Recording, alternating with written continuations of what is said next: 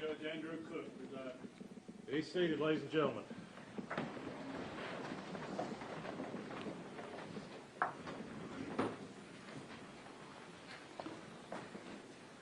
Good afternoon, everyone.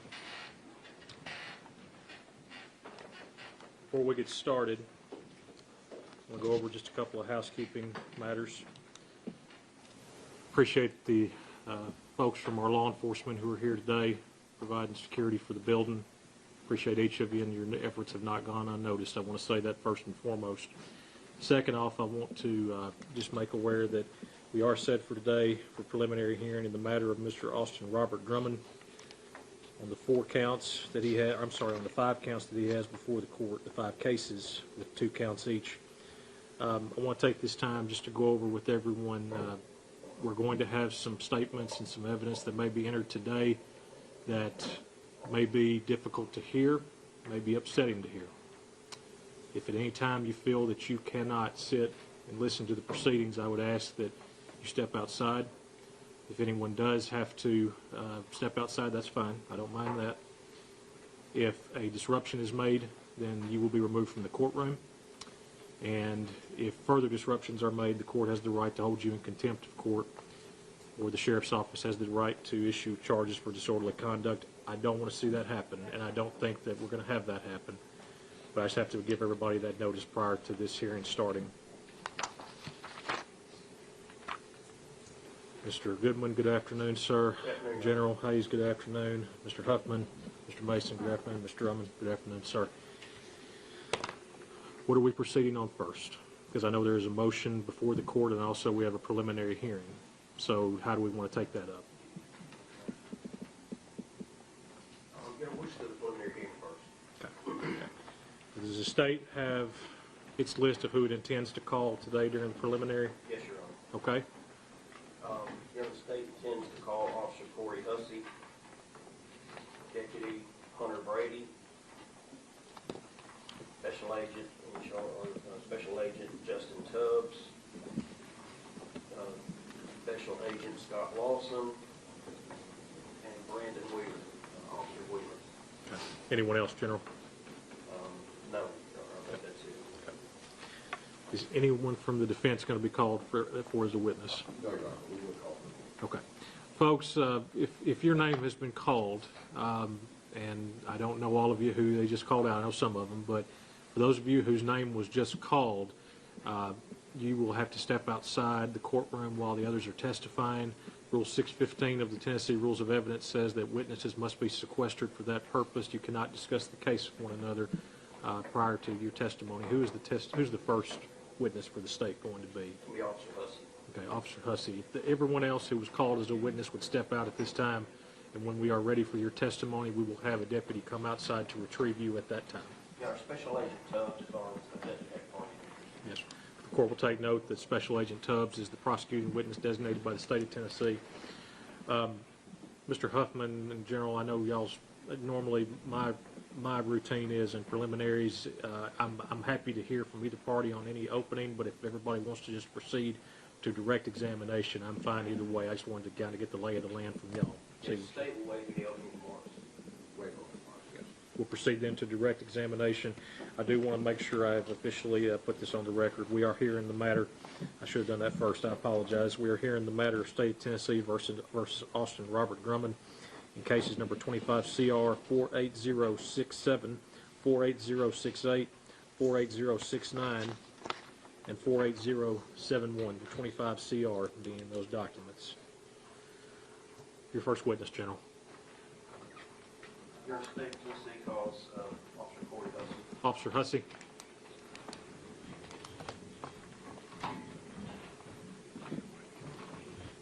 If you please come to the witness stand, sir.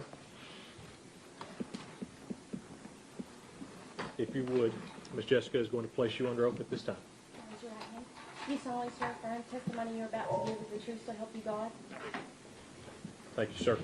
And Officer Hussy, be sure, if you would, to speak into the microphone. We've had these things kind of messed with and fixed in a much better way, and I appreciate our IT folks for that. But just be sure to speak into the microphone clearly because we are recording. Okay?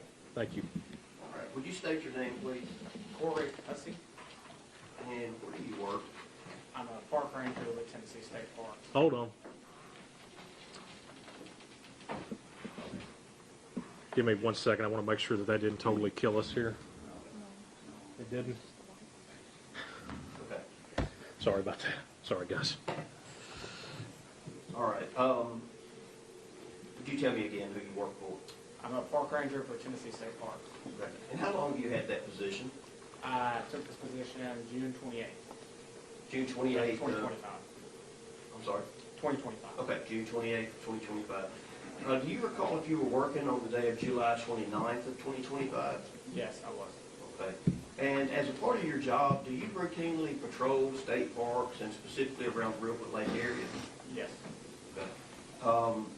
Is that something that's just part of your duties that you do that? Yes. How many parks are there that you have to actually patrol daily? One park, Reelfoot Lake State Park. Okay. Are there individual smaller parks within the full Lake Park area? Yes, sir. There are individual units that are all attached to Reelfoot Lake State Park. Okay. Is there one on Carrington Road in Lake County? So the Carrington Road location is state land managed by TWRA. However, we operate programming and tours from an area on Carrington Road. Okay. So it's not actually a park, is that right? No, sir. Okay. It's just an area that's owned by the state and it's actually used by the state. Yes, sir. Is that area actually near the Northwest Correctional Complex? Yes, sir. Just an estimate, how far would you say it is from that area? Maybe a mile. Okay. And is that here in Lake County, Tennessee? Yes, That area that we're talking about on Carrington Road? Yes, sir. While you were patrolling that area on July 29th, 2025, did you notice anything unusual or anything that caught your attention that day? Yes, sir. Okay. Could you tell me what that was? So while patrolling down Carrington Road, shortly after 1 o'clock, I found 3 vehicles parked on the left side of Carrington Road. Okay. Do you know what type of vehicles they were?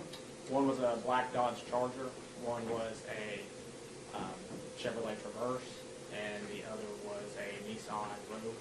Okay. Did you see anyone out there? Any individuals standing around the vehicles or inside the vehicles? I did not see them. Okay. What did you do after you noticed the vehicles? Did you stop, get out? Did you do anything?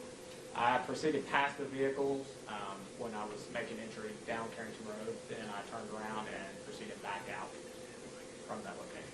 Okay. As you came back out of the location, were all the vehicles still there? No, sir. Okay. Which vehicle was no longer there? The Nissan Rogue had left in the time it took me to turn around. Okay. Did you notice anything about the Nissan Rogue that was unusual for this area?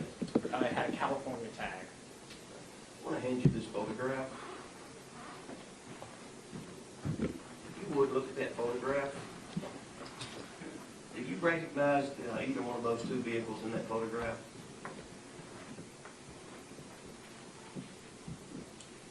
The Nissan Rogue with the California tag would be the similar make and model as what I saw. Okay. Is that vehicle similar to the one that you saw there that day? Yes, sir. When you turned around and came back, was the vehicle leaving at that point, or was it already gone? It had already left. Could you tell anything about if it was left hurriedly, or could you tell? In the time it took me to turn around, it had already left from where I can see it. There's quite a bit of dust in the air. As I proceeded out on Carrington Road, there are several straightaways, and at no point in time could I see the vehicle. It would indicate it left in a hurry. Would you make that photograph an exhibit to your testimony, please? Yeah, oh, I'm sorry. Mr. Huffman, have you, no objection? Okay. Court will show that this be entered as State's Exhibit Number 1. Officer Hussy, after you saw that vehicle leave and the other 2 vehicles that were still there, did you see anyone around at that point, around the vehicles? No, I did not see you. Okay. Did you make a report about that? I wrote notes to myself that I did not file any report at that time. Okay. Did you later tell someone about that? Yes, sir. And who was that? My manager, Doug Robertson. What made you tell him about that incident? Later that evening, he messaged me that there had been an incident on Carrington Road. Okay. And at that point, what did you tell him? I immediately called him and informed him that I had been there earlier that day and had seen those vehicles. And was that information passed on to local law enforcement? Yes, sir. I shortly received a call from the Sheriff's Department along with TBI and shared that knowledge with them also. And after that, did you produce all of your findings to a report? Yes, sir. One moment, Sean. Yes, sir.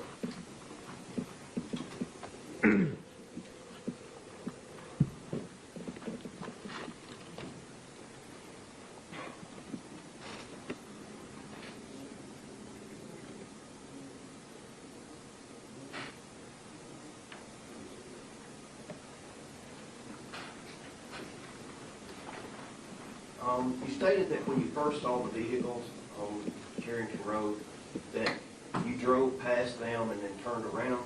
Yes, sir.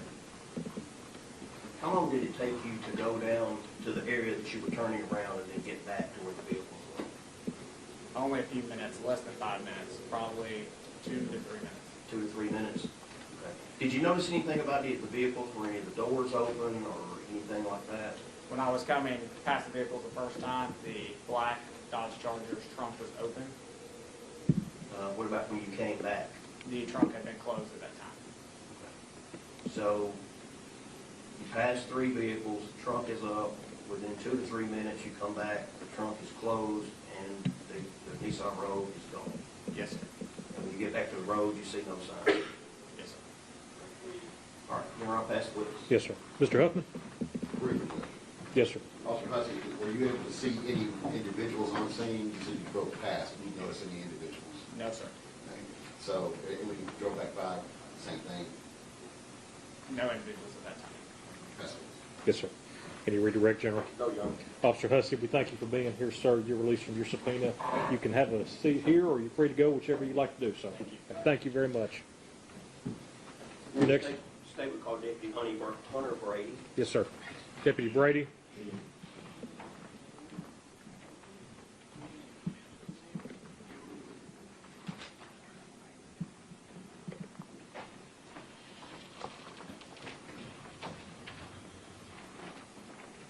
Yes. They can hear you. Absolutely.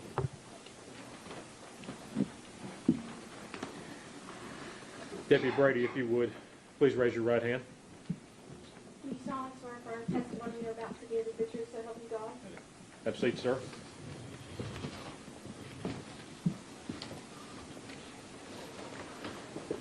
Good afternoon. Would you state your name, please? Hunter Brady, And Deputy Brady, where do you work? Lake County Sheriff's Department. And how long have you been working there? Been here almost a year now. Okay. Do you remember if you were working on July 29th of 2025? I was. Okay. And was that an early day or was that in the evening? Would have been in the evening. Okay. Was that the shift you typically work? That's correct.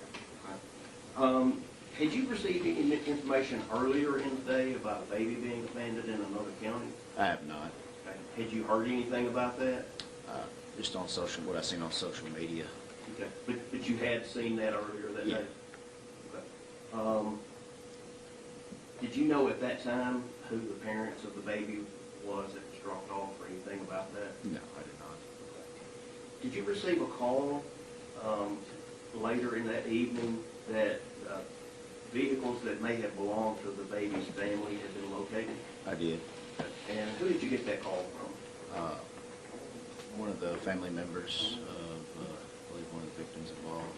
Okay. Did they call you directly or did they call dispatch? They called our dispatch. Okay. And you were dispatched to that area? That's correct. Okay. Where did you go? Where was the area that you responded to? Carrington Road. And is Carrington Road in Lake County? It is. Once you got to Carrington Road, what did you do? So when I first got there, we spoke with the female caller. She advised that she found her family vehicles parked back on the dead-end road, which is halfway down, and I made my way down there and located the white Chevy Traverse and the Dodge Charger. Was anybody else with you, any other officers? Yeah, there was a Tiptonville officer, Officer Morrow, and Deputy Karen Ross. Okay. Did y'all all arrive at about the same time? Yeah, they were probably a minute behind me. Okay. All right, so you proceed down Carrington Road, you find a black Charger, Dodge Charger, and a white Chevrolet Traverse vehicle. Yeah. Right, okay. Was anyone in the vehicles? No, the vehicles were vacant. Did you run any registration on the vehicles to see who they belong to? I was approaching the vehicle as why Deputy Gross started running the registration on the black Charger. Okay. Were you able to determine who that black Charger belonged to? No, not at the time. Or at a later time? At a later time. Do you know who that was? Do you know if it was Brady Williams? I never received the information from dispatch. She's the one that ran the registration. Okay. All right. Fair enough. So you didn't see anyone in the vehicles at the time. Did you start to look around the vehicles or look in the vehicles? Yeah, so I first looked in the passenger side of the vehicle. Which one? Of the white Chevy first. Okay. Did you notice anything when you looked inside? Yeah, red substance that I believe it was blood at the time, all in the passenger side front and the passenger side rear. Okay. What'd you do at that point? I advised the other officers on the scene that we had either an active situation going on or something had happened and we needed to search the area. Okay. And so did you start to do that? Yeah. Okay. Tell me what happened. I walked around the vehicle a little bit and then I noticed a shoe sitting off the trail that was directly behind the vehicle and it had some blood on it, so that was the direction we determined we needed to go. And I went off in the woods, and that's when I located two bodies in the directly behind the white Chevy Traverse. Okay. Did you, before you found the body, did you notice if there were any shell casing around the vehicles or anything like No, that? not at the time. Not yet. Okay. Did you later find that Yes, there were? yes. After we located two bodies, we started taking everything off and made our way back up, and that's when we located multiple shell casings around the vehicles. Okay. All right. Let's go back to the first two bodies that you located. Tell me how they were when you found them. The male was laying on his back under his mother, and there was a tarp over the top of him. What was the tarp? Do you know what it was made of? Or? It was like the camo nylon material, the mesh material. Were both bodies completely covered with that material? Yeah, except for they had maybe their hand exposed up on the side. Okay. What'd you do at that point? That's when, started communicating with the officers, hey, we needed to secure the scene, start a crime log, and then look for and gather evidence. Okay. Did you secure the scene at that time? Yes. What did you do to secure the scene? We taped it off, cleared the area, and, contacted our supervisors so they could contact TBI. Okay. All right. After finding those two bodies, were there ever any other bodies discovered? Yes. Okay. Tell me about that. It was after Dyer County arrived. One of the Dyer County deputies noticed a shoe on the south side of the road, and I was standing with him, and I noticed some red pools, what appeared to be blood, and it would just kind of shine in the woods, and you could see two more bodies under tarps. Okay. Now, was this in the same area as the original two that you found? No, this would have been south of them, across the gravel roadway. It was in the same area, but it was... But how close were they to one another? Before you had the two initial bodies and then two others. How far apart were Probably they? like 60 feet. Okay. Were those bodies covered as well? They were. Same type material? Same type material, tarp. Okay. Were you able to identify who any of them were at that time? No, not at that time. Did you have any other involvement with this case? I did not. One moment, John. Yes, sir. Pass the witness. Yes, sir. Mr. Huffman? Few questions. Deputy Brady, okay, so you were dispatched to this area at Carrington Road, is that correct? That's correct. Do you remember about what time that would be? It was roughly 8 o'clock, I believe. Okay. Are there dispatch logs recording times? Yeah, that's correct. When you arrived on scene, you said there was one Tiffanyville officer and there was another officer on scene, or deputy? You're like County Sheriff's Deputy. Okay. When you arrived on scene and you noticed these things, you said that you secured the scene after you discovered the bodies, is that correct? That's correct. The first set of bodies, yes. Yes. All right. How many total officers were on scene at that point in time? When we found the first set of bodies, there was just 3. No, 4, because a trooper had showed up right as we were entering the woods. Can you recall which officers those were?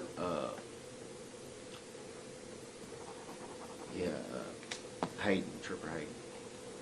And did you write any reports or anything like that? I did.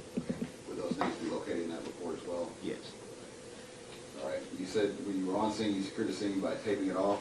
That's correct. All right. And how long after arriving on scene and discovering bodies did you do that? It was within minutes. All right. And contact your supervisors and they contact your TBI, is that correct? That's correct. Were you wearing your body-worn camera at that time? I was. Was it active at that time? Yes. Is that footage backed up? Yes. And available for the discovery? Yeah. Were you in a marked vehicle? I was. Does that have a dash cam? It does not. The other officers, do you know if they had body cams or dash cams? They have body cams. We don't have dash cams. To your knowledge, were those active as well? To my knowledge, yes. And when you were securing the scene, were you doing any evidence collection? We was marking evidence as we were finding it, yeah. Okay. Did you remove any items? No, Did you take any photos at that time? I did not, no. Yes, sir. Can you read the Director General? Oh, yeah. Deputy Brady, thank you, sir. You're releasing your subpoena. You are either free to go or free to stay, whichever you'd like to do, sir. Your next witness, General. I'm just going to call Officer Brendan Wheeler. Officer Wheeler.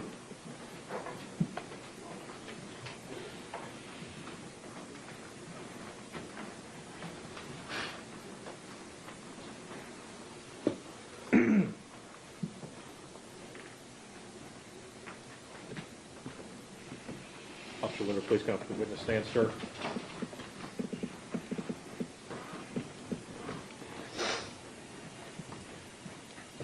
And if you would, sir, please raise your right hand. Do you solemnly swear affirm testimony you're about to give is the truth, so help you God? I swear. Thank you, sir. Be sure to speak in the microphone.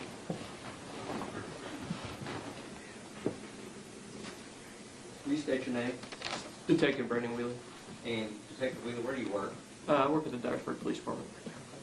And were you involved in this investigation? This is the case of why we're here today? Yes. Okay. What were you asked to do? I'm not sure if Special Agent Harbor reached out to us or if we reached out offering assistance, but we were trying to identify a vehicle that was of interest. Okay. And how were you trying to do that?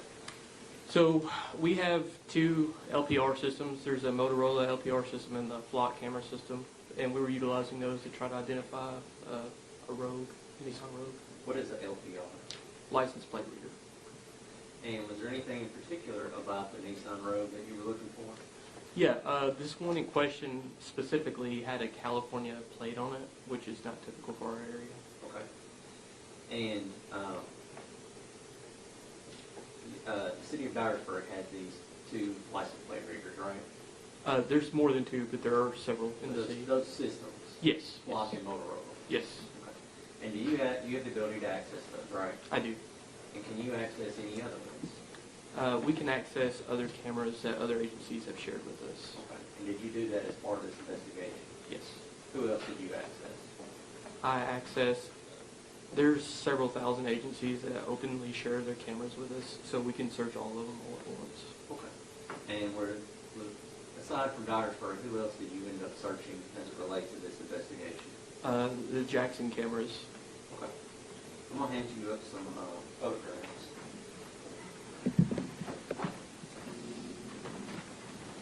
Thank you. Do you recognize that one? I do. Okay, and what is it? It's a picture of the silver Nissan Rogue with the California plate. All right, and what system did that come from, Flock or Motorola? This is from the flock system. And is that in Jackson or Dyersburg? Jackson. And what time is that?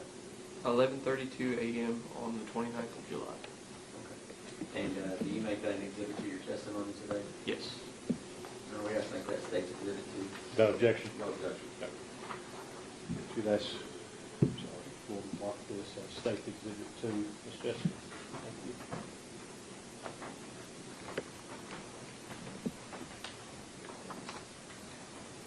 And Officer Wheeler, do you recognize what's also been handed up to you now? I do. And, actually, give me this one first.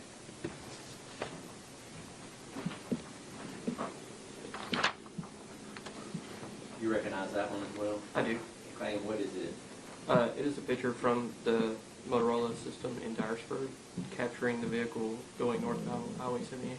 And that's the same road with the California license plate? It is. It's the same license plate as we saw in the first picture? It is. Okay. And what time of the day is that one captured? This one was captured at 12:39 p.m. on July 20th. And where is that one located, where is that particular camera located at in Dyersburg? That particular camera is located at the intersection of Lake Road and Radio Road, right in front of Love's. Okay. Could you repeat that again, where it was, intersection of where? Yeah, Lake Road and Radio Road, Radio Road, okay, Yes. I'm sorry. between Love's and Cracker Barrel. And do you make that one an exhibit to your testimony as well? I do. No objection. Show this marked as State's Exhibit 3. And then let's go back to the second picture that I actually handed up to you. You recognize that one as well? I do. Okay.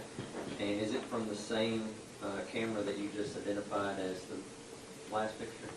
It is from the same set of cameras facing a different direction. Okay, which direction does that camera face? This one is facing southbound towards the city. All right. And what does it depict? It shows a picture of the same Nissan Rogue California plate heading back in towards Dyersburg. And what's the date and time on that? This picture was taken at 2:15 p.m. on July 29th. 2025. Correct. You make that one exhibit to your testimony as well? I do. You're already asked to make that take exhibit. No objection. I'd like to take one here. Absolutely.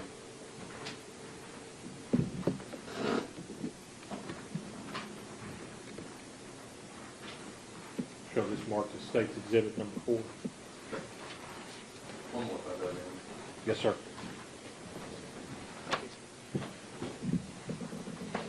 Do you recognize that one as well? I do. And what system did it come from? This is from the clock system. Is that in Jackson or Dyersburg? Jackson. And what date and time captures that one? This picture was taken at 4:16 p.m. July 29th, 2025. And does it depict the same road as we've seen in the previous ones? Yes, same road, same license plate. Do you make that an exhibit to your testimony as well? I do. And we'd ask to make that state's exhibit 5. No objection. Show this marked as State's Exhibit number 5. And if you could have that passed back to Officer Weir just briefly, Your Honor, after this one.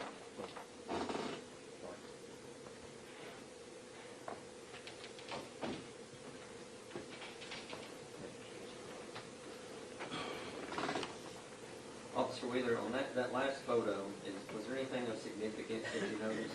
Yes, this is a photo taken from the front angle of the vehicle, and you can see the driver in this photo. Okay. And can you describe the driver? The driver appears to be a white male, has a goatee, and looks very similar to the defendant. And was there anything that you noticed about the vehicle in that photograph? Yes, so the vehicle in this photograph appears to be much dirtier, especially around the wheels and the rims, than it was previously earlier in the day. Your Honor, I'll pass the witness. Yes, sir. Mr. Huffman? Just a few questions. Detective Wheeler, so you were asked to look for a Nissan Rogue with California plates, is that correct? I don't remember the exact parameters, but I believe we were looking for a Rogue with California plates. Did you have a plate number? No, sir. Once you located the vehicle in the photos that was presented in the evidence, did you continue looking for other Nissan Rogues with California tags? Yes. Did you find any more? No.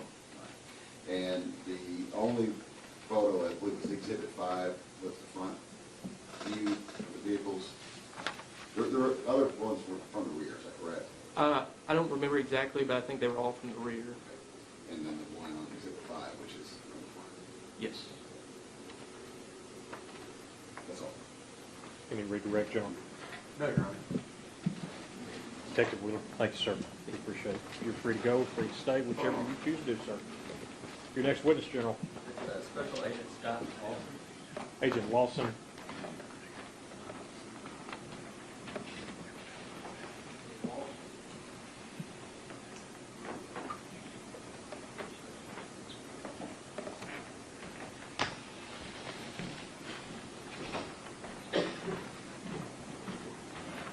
Agent Lawson, if you please come to the witness stand, sir. Yes, sir. And before you have a seat, if you would, sir, please raise your right hand. Do you solemnly swear affirm testimony you're about to give is the truth, so help you God? I do. Thank you, sir. Yes, Your Honor.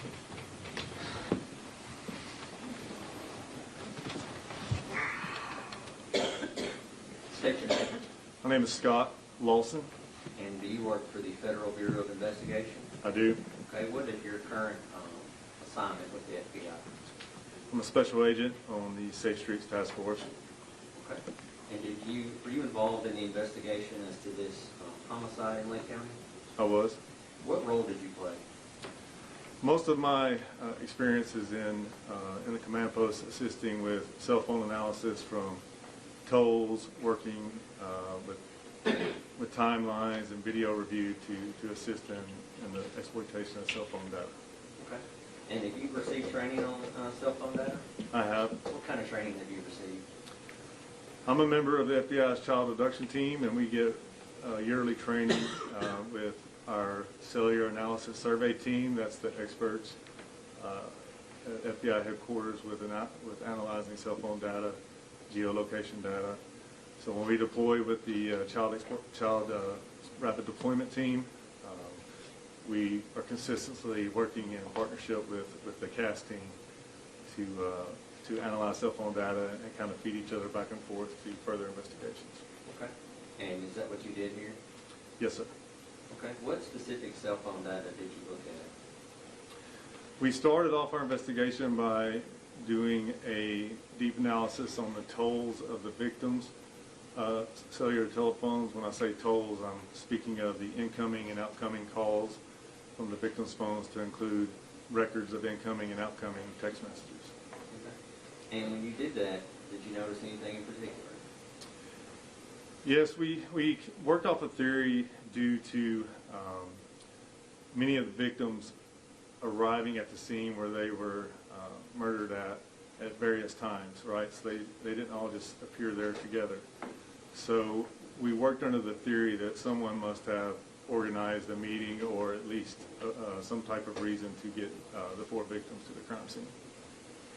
So as we were looking at the victims' tolls, we were looking for any unknown or unusual cell phone activity, particularly any cell phone number that would have contacted any of the victims consistent with maybe asking them to come to this location. Okay. And did a number stand out? There was one number that was immediately interesting. It showed up on the cell phone analysis at approximately 6:38 that morning, 6:38 a.m. That number was unknown as far as the tolls that we had analyzed to that point of known numbers of associates of the victims. In addition, another thing that we do when we're working these investigations is try to determine when the victims' phones stop taking calls, right? We're trying to work on a timeline. We're trying to narrow everything down so that our cell phone data is strong as possible. We noticed from the 4 victims' phones that none of the victims answered a call or made a call after 7:01 a.m. So knowing where they were located and when their phones stopped answering calls, we knew that whatever had happened to them had most likely happened right around or just before 7:01 a.m. And the number that stood out, was that 731-345-7426? It was. And so prior to 6:38 that morning, there wasn't on any tolls of the victims? Right. We subpoenaed the number and ascertained that that phone had just came on for the first time ever that morning, and that it had been purchased the night before at a Walmart in Dyersburg, Tennessee. Okay. And so what else did you do next? We asked for tolls for that cell phone number to ascertain who, at that time, we could only see went ahead and called one of the victims' phones, which we had their tolls. So we now asked for the tolls of the number ending in 7426.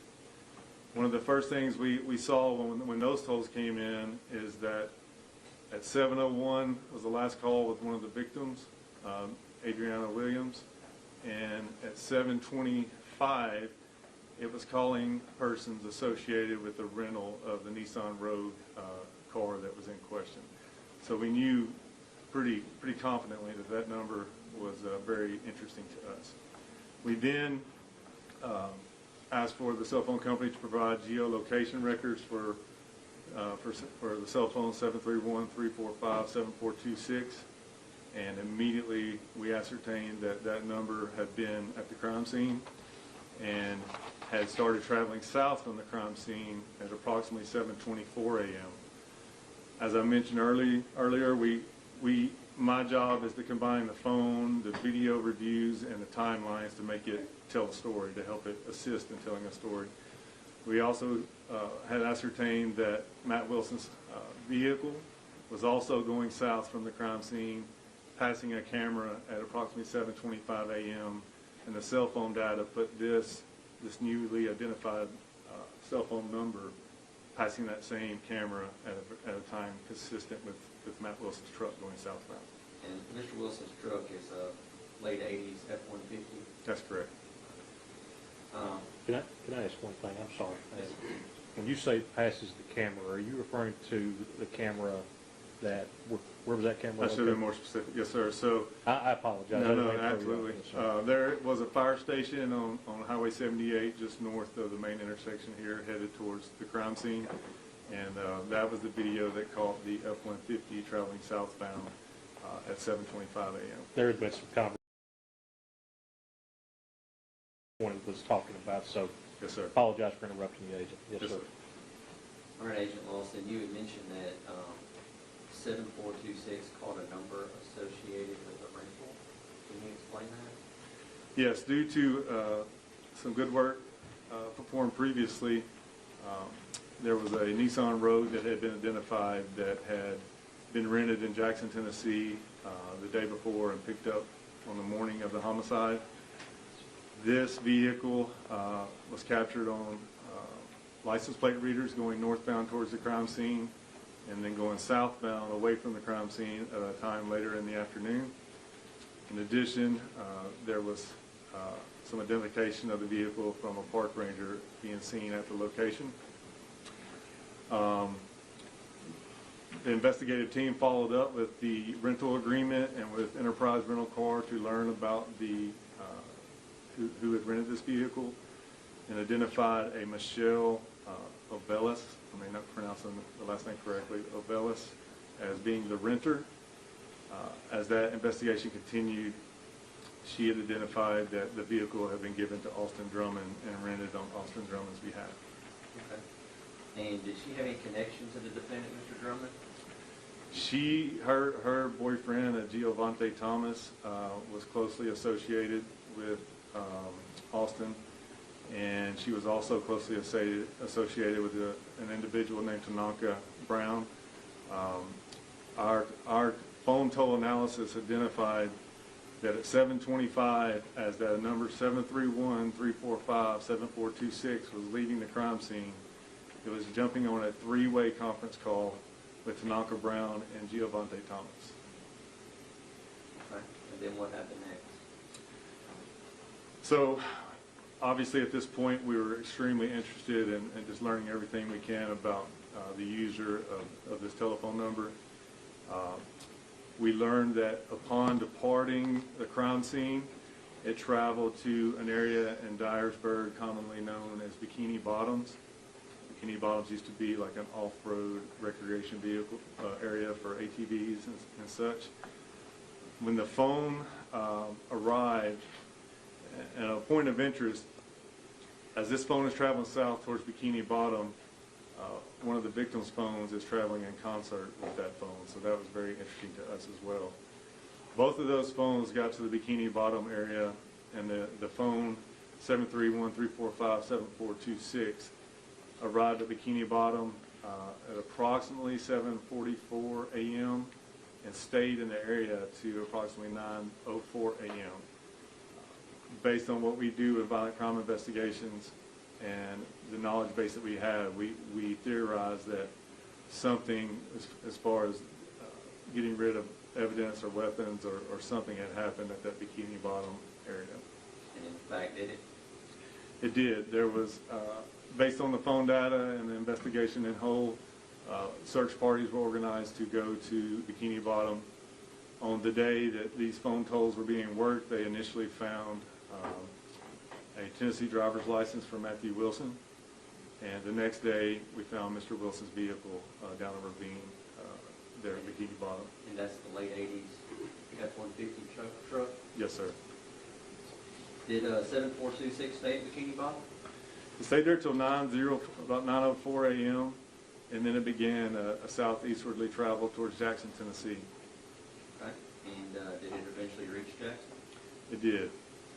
Do you know what time? I'll refer to my notes for a more specific time.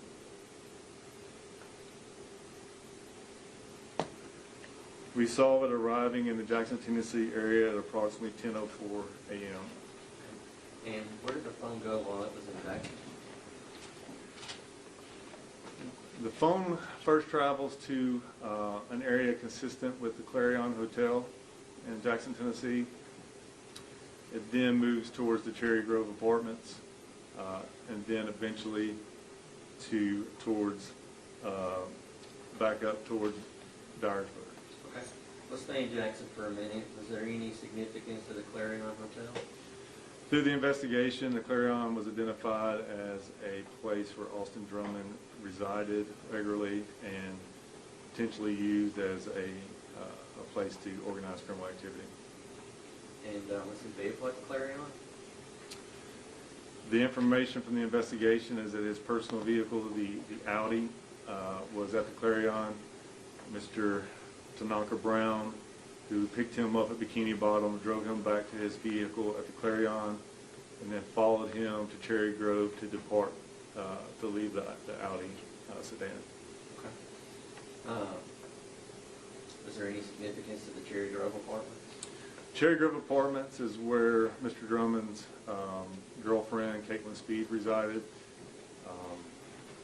The investigation revealed that when his vehicle was departed at the Cherry Grove apartment complex, that he ascertained some cleaning style brushes at the apartment.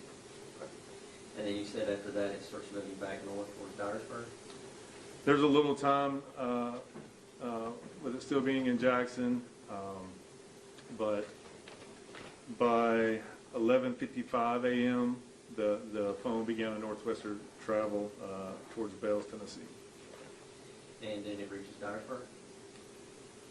We have the phone in conjunction with the license plate readers being in Dyersburg at 12:39 p.m. and by 1:04 p.m. being back north of Tiptonville near the crime scene. And did it stay at the crime scene very long? The phone appeared to stay, and just one note of reference for an education and this geolocation stuff with phones. You get these records either when a phone call is placed, a text message is placed, or some type of data transfer between the phone and the network. So if Instagram sends you a notification or your bank pops up and says you overdrafted, like any kind of data transfer, you'll get a location data. But a person could be at a place a couple minutes before and we would not see that due to if there was no data transmission. Could stay at a place a couple minutes after. These time frames were based on a call being made or a data transfer happening. So the last data transfer we saw near the crime scene was at 1:14 p.m. All right, and then what happened? 1:38, we started seeing timing advanced data southbound from the crime scene. Timing advanced data. Timing advanced data is how a cellular tower communicates with the handheld phone device. So in a nutshell, the cell phone towers that you see have 3 sectors that cover a 360-degree circle.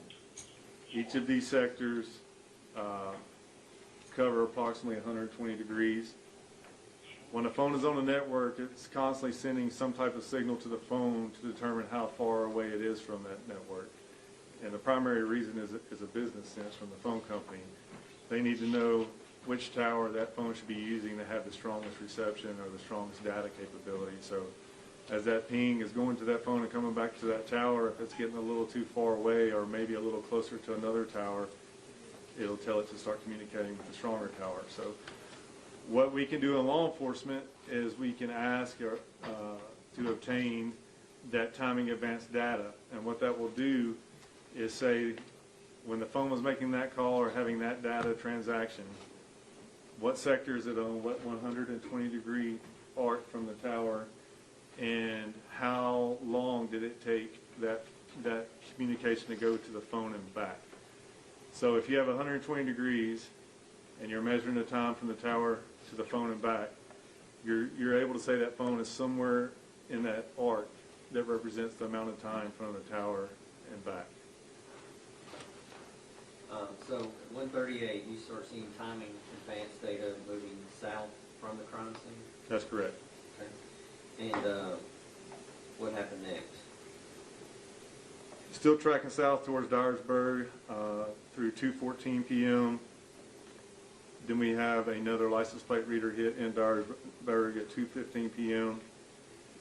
From the next timing advanced data of significance was from 2:32 to 2:35. It was tracking towards Friendship, where the 8-month-old Westland was dropped off.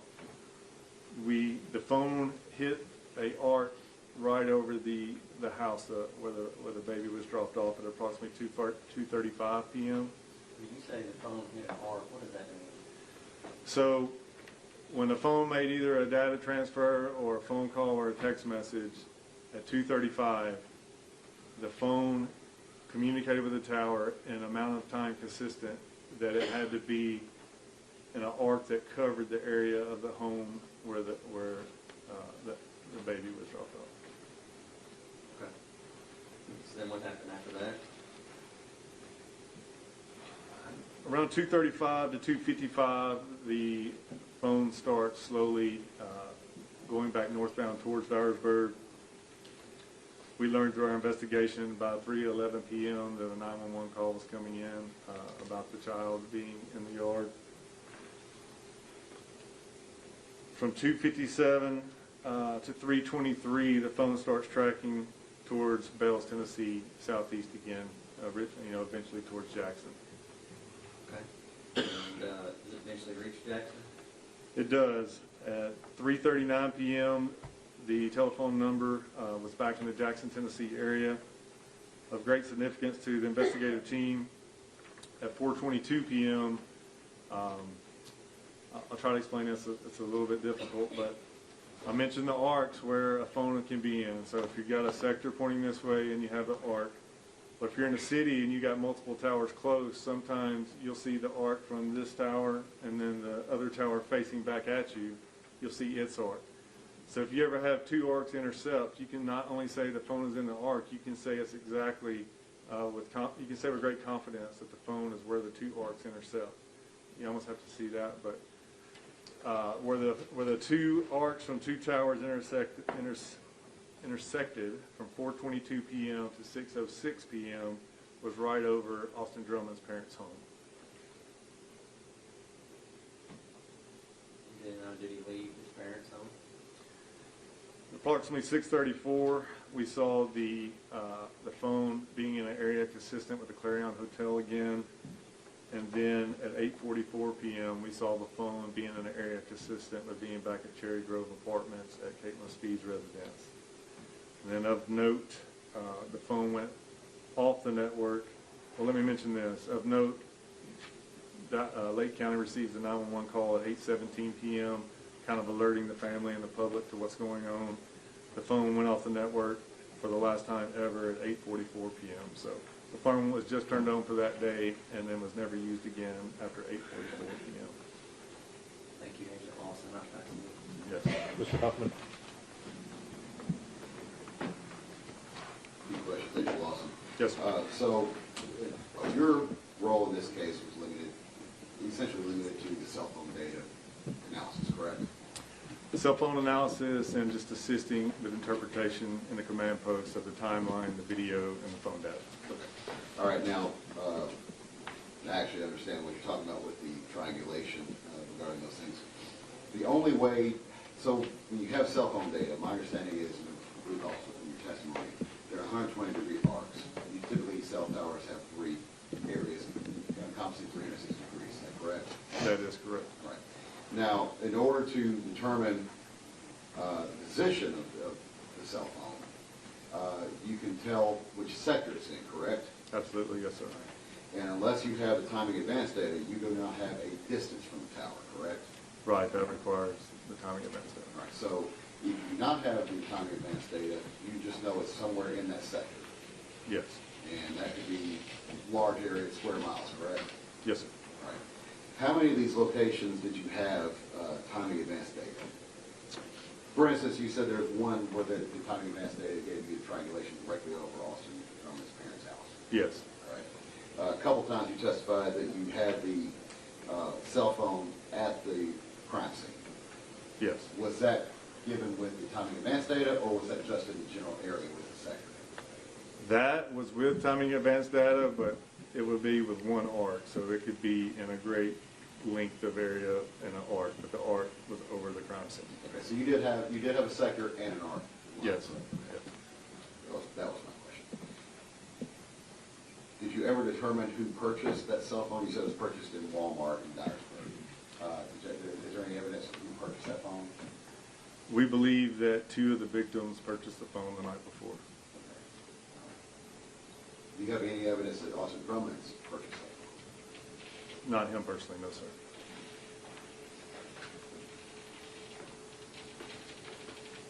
In Bikini Bottom, you said that you located the Tennessee license of Matthew Wilson as well as his truck in Ravine, is that correct? The truck was in a ravine. My understanding is the Tennessee DL was a paper copy, and it was not down the hill. It was up more in a kind of common area, but it wasn't down the ravine. Were you involved in that search or processing that scene? No, sir. No, sir. One moment, Judge. Yes, sir.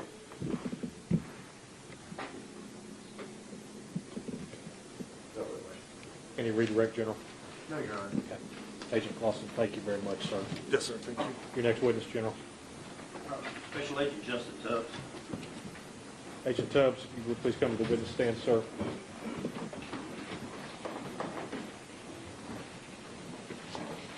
If at any time any of the parties need to take a break, use the restroom, or do anything, just let me know, and I'll be happy to do that. I just forgot to mention that. Agent Tubbs, raise your right hand, sir, please. You solemnly swear upon the testimony you're about to give is the truth, so help you God? I do. Thank you, sir.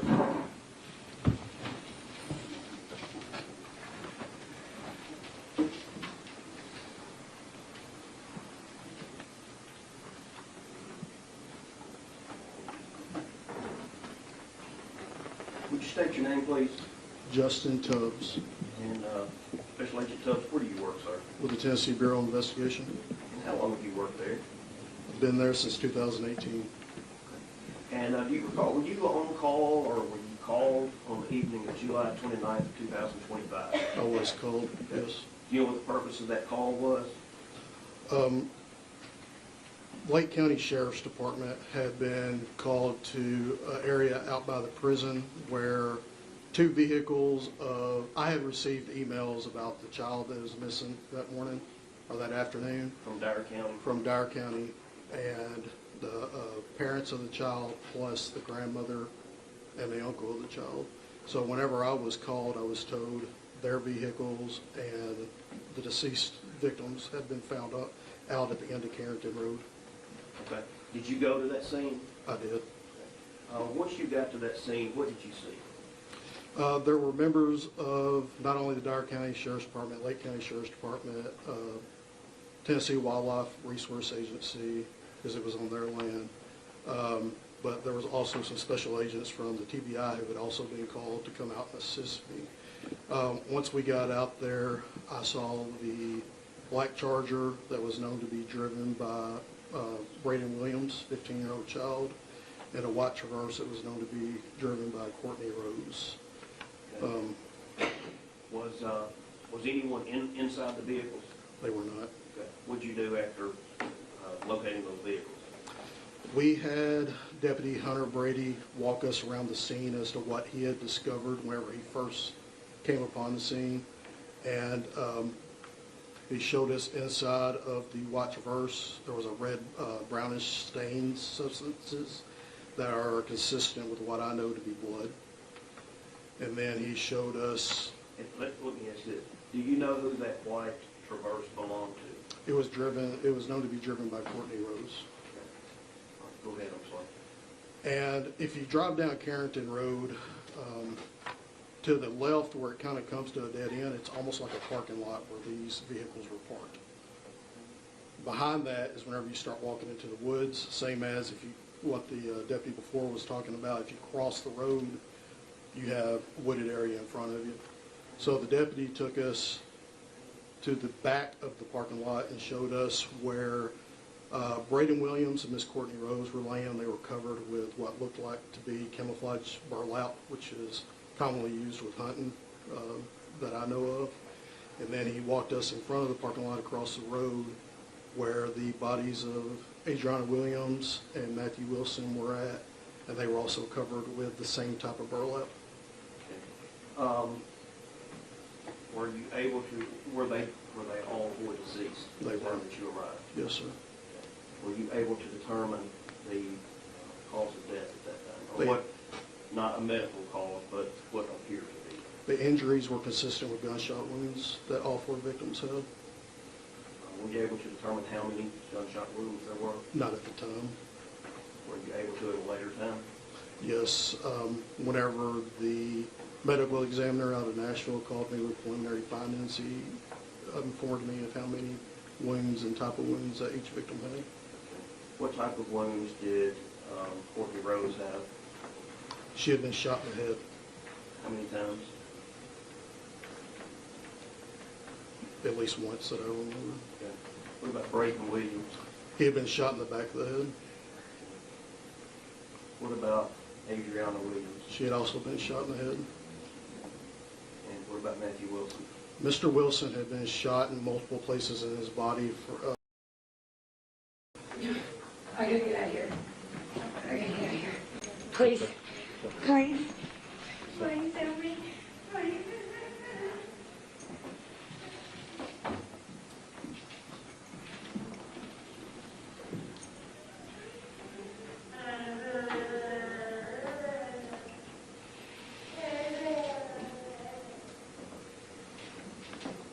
Go ahead now. Was there you had said earlier that there was an infant that had been found in Dyer County. Yes, sir. I assume, did you find any evidence of an infant that may have been there? I didn't see any evidence in the vehicle at the time. Whenever we realized the totality of the scene, myself and my immediate supervisor that was on the scene, we decided to call the violent crime response team that TBI has, and we stepped back away from the scene and secured it until they got there. And after they got there and they processed the scene, did you continue with the investigation? We did. We set up a command post away from the crime scene at the Old National Guard Armory here in Tiptonville. Were you eventually able to develop a suspect in these homicides? We were a person of interest, yes. And who was that? Mr. Austin Drummond. Did you see him in court today? I do. Did you identify him? He's a gentleman sitting at the defense table in the inmate uniform. Okay. After getting there, you said that there were two vehicles there. Did you get information that there may have been a third vehicle? Yes. Okay. Tell me about that. We were told by Miss Kim Hamill, which is Mr. Wilson's mother, that he drove a older model F-150. Okay. You know what color it was? It was white with a red stripe down the side of it. Was that vehicle out there that day? It was not. Did you think that maybe that was something you needed to be looking for? Yes, sir. Okay. What did you do? Chief Joe England with the Tiptonville Police Department, before we got to Tiptonville, had already been looking at video from the Tiptonville Fire Department. There's a camera there. And he had found video of the victims arriving that morning, passing the fire department, driving north out towards Carrington Road. And then I believe there was video of the truck returning a few minutes later, about an hour or so later. Okay. And you said that was footage from the Tiffinville Fire Department? Correct. Okay. Did you review that footage yourself? I did not. I mean, I did look at pictures that Chief At was a later sending us. time. Correct. We obtained the entire video. We sent an agent to Tiffinville to obtain video not only from the fire department and other places of interest along Highway 78. Okay. One thing that we usually look at on security cameras is the date and time. Correct. Did you check that on these cameras? On the fire department camera, I did ask the chief to check what the time on the timestamp was on the camera footage versus the real time. Okay. And was it accurate? It was not. Okay. What about how far off was it, just approximately? Approximately 53 minutes behind. Approximately 53 minutes. Okay. Was the date correct? Yes. All right. Make it work for you. I'm going to show you the video on the screen there.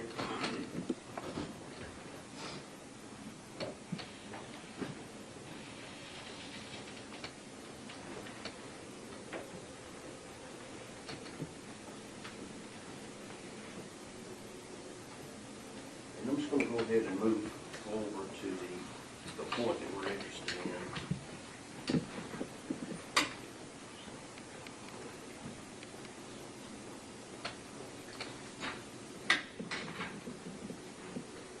General, while you're pulling that up, I want to ask one question. You're saying, I just heard a moment ago, you said on the time period right there, which is marked in the right-hand corner of the screen, the bottom right-hand corner, that is actually, if it's saying 5:35, it's actually 53 minutes ahead in time. Is that what you're saying?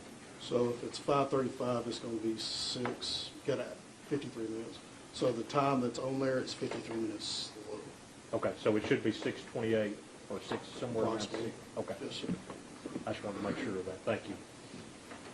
Okay. I want you to look at this camera from the fire department. Tell me if you can tell me what these. I'm sorry. Let me back up just a second.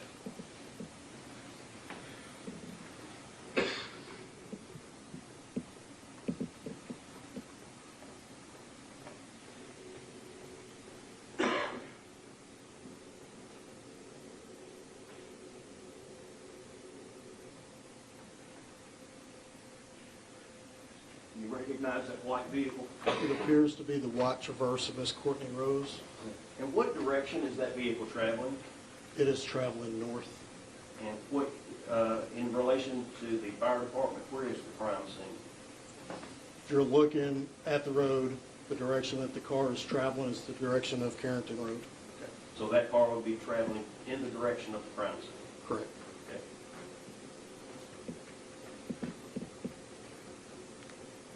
And then you recognize that vehicle? It appears to be the vehicle that Mr. Brady Williams would have been driving. Okay. And this would have been, since the time is off, approximately 6:28, somewhere around that time? Correct.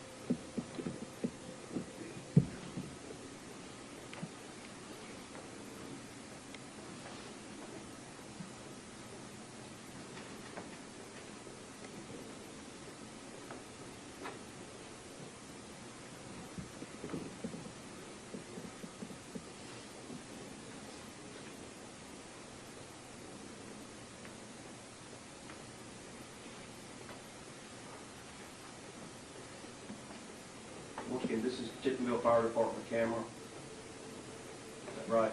Correct. Pointed south.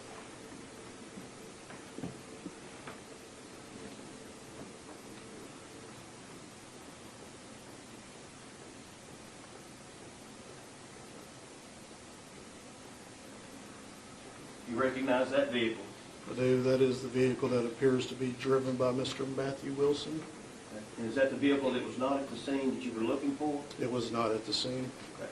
And the time, once again, it's not correct. So is it approximately 20, 22, 23 minutes after the first two vehicles came by? That's correct.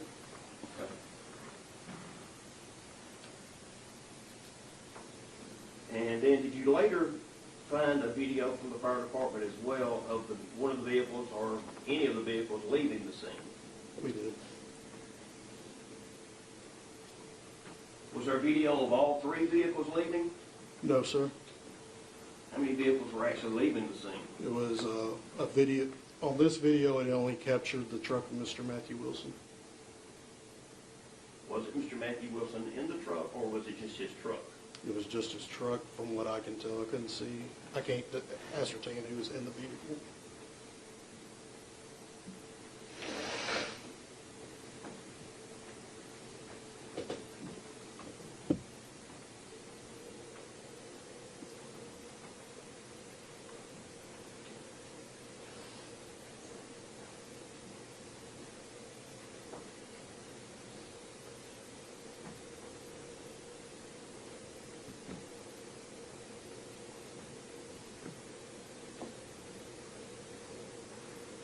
The same vehicle leaving the scene? It appears to be, yes. Okay. Now, you heard testimony from Agent Lawson previously about the phone calls. And there was a talk about a phone call that connected on the cell phone that was at the scene, then left the scene, and then was eventually at Austin Drummond's parents' home. Was it at the same time that coordinates with this video? Yes. Now, did you also obtain video footage from Williams' garage? It was obtained. I haven't viewed it. Now, were you able to determine that the time on that one was actually correct? I do remember being told that they had the correct time on it. Okay. So, now, is this south of the fire department? It is heading back towards Dyersburg. Okay. So if you're coming from Dyersburg to the crime scene, this camera would have caught the vehicles first and then the fire department? Correct. Right? The Mexican restaurant is here to the left of the screen, and then you have the mural that's painted on these old grain bins, or chemical bins.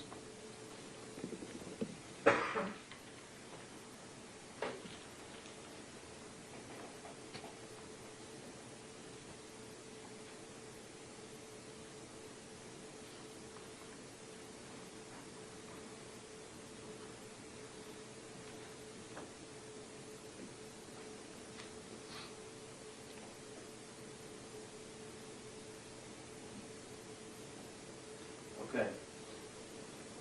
Is that the same white Traverse we saw previously? It does appear to be the same white Traverse. And that time is 6:27 a.m. Is that correct? That's correct. So that time is actually accurate. That's the time that the vehicles were actually going towards the crime scene. The real time, whenever this video was seized or collected, was the same time as what the live image on the screen that they were watching the video was. So yes, that's the correct time. So that would have been the correct time. And then the black vehicle that is trailing, That appears to be the same Dodge Charger that was at the crime scene.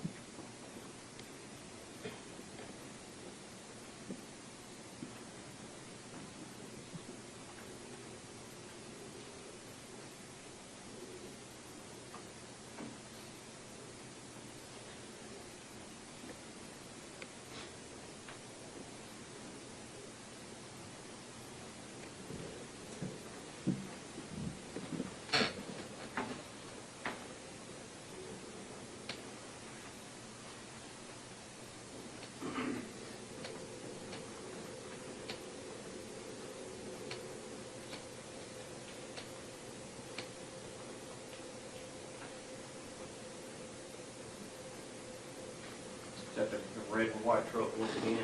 It is. Can you tell how many people are in that vehicle? There appears to be 2 occupants in the vehicle. And that time, 6:50 a.m., that would be the accurate time? That's correct. So about 20 minutes after the first 2 vehicles came by. Yes, sir. I'm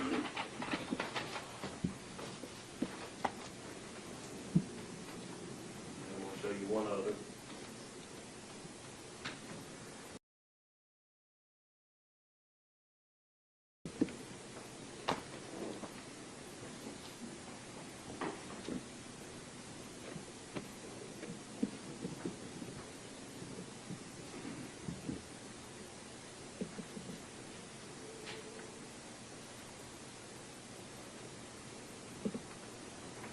That's the same vehicle now leaving the crime scene, It appears to be. and once again, the time on that. This is 07:25 a.m. So approximately 30 minutes after it passed by the first time. That's correct. Can you tell if there's two people in the vehicle? It doesn't appear to be. I can't see anybody in the vehicle from here. You see anyone in the passenger seat? You mind if I stand up?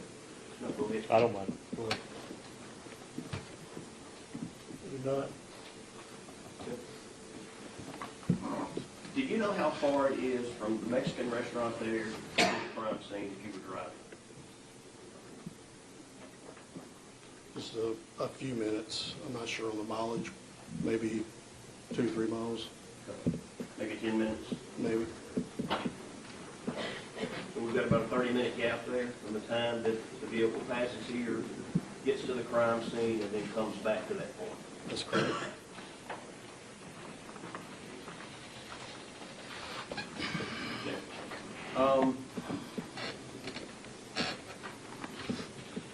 Did you later find that red and white vehicle?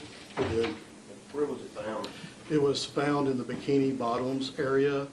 The day before, the paper copy of Mr. Wilson's driver's license had been found. I believe it's commonly known as the Three Cross Memorial, or the Karen Swift Memorial. It had been found by some citizens. We had some people go out there and collect it. The agent at the time believed he saw, it was getting close to dark, believed he saw some tire tracks going down the gully, the ravine, whatever you want to call it. So we set up a search for the next morning. That morning we had TBI out there, Tennessee Wildlife Resources, members of the Dyer County Sheriff's Department, and they found that truck down that ravine covered by kudzu bones. Now, let me go back one other thing. The video that we just showed, the truck as it was leaving Tiptonville, was at 7:25 a.m. Correct. Okay. When you heard the testimony of Agent Lawson, did you hear him testify that there was a three-way call taking place at that exact time, 7:25 a.m.? Yes, sir. Between Austin Drummond, Tanaka Brown?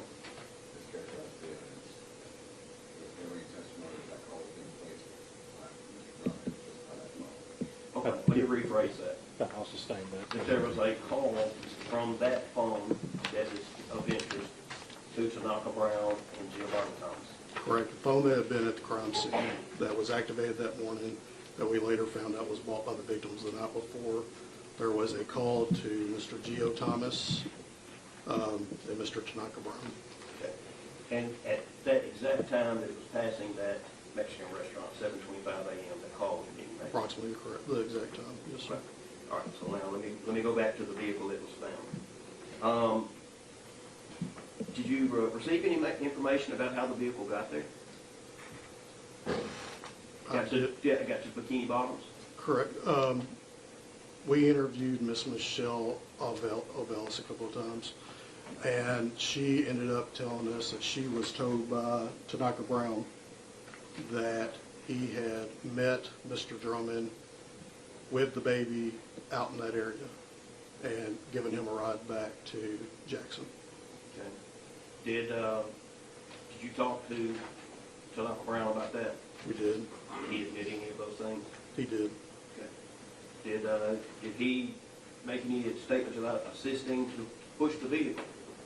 He did not, but he did make that statement to Miss Ovelis's boyfriend, Gio Thomas. Did Mr. Brown bring anything with him when he picked up Mr. Drummond? During an interview with Mr. Brown, he informed me that whenever he was on that three-way call with Mr. Drummond, Gio Thomas, that Mr. Drummond had asked him for a ride, and he also told him to pick up cleaning supplies. But he said he stopped at Walmart in Jackson and bought gloves, bleach, and trash bags. Do you know if those supplies were used at that crime scene or at the scene of the truck? We were told by Mr. Brown and Miss Ovelis that whenever they returned the vehicle, there was cleaning supplies and trash bags in the trunk along with a gas can. Okay. So, Mr. Tanaka Brown admits that he picks up Mr. Drummond and the baby from Bikini Bottom Correct. He also told Mr., I'm sorry, and takes them where? takes them to, the first place he took them was to the Clarion Hotel in Jackson off Carriage House Drive.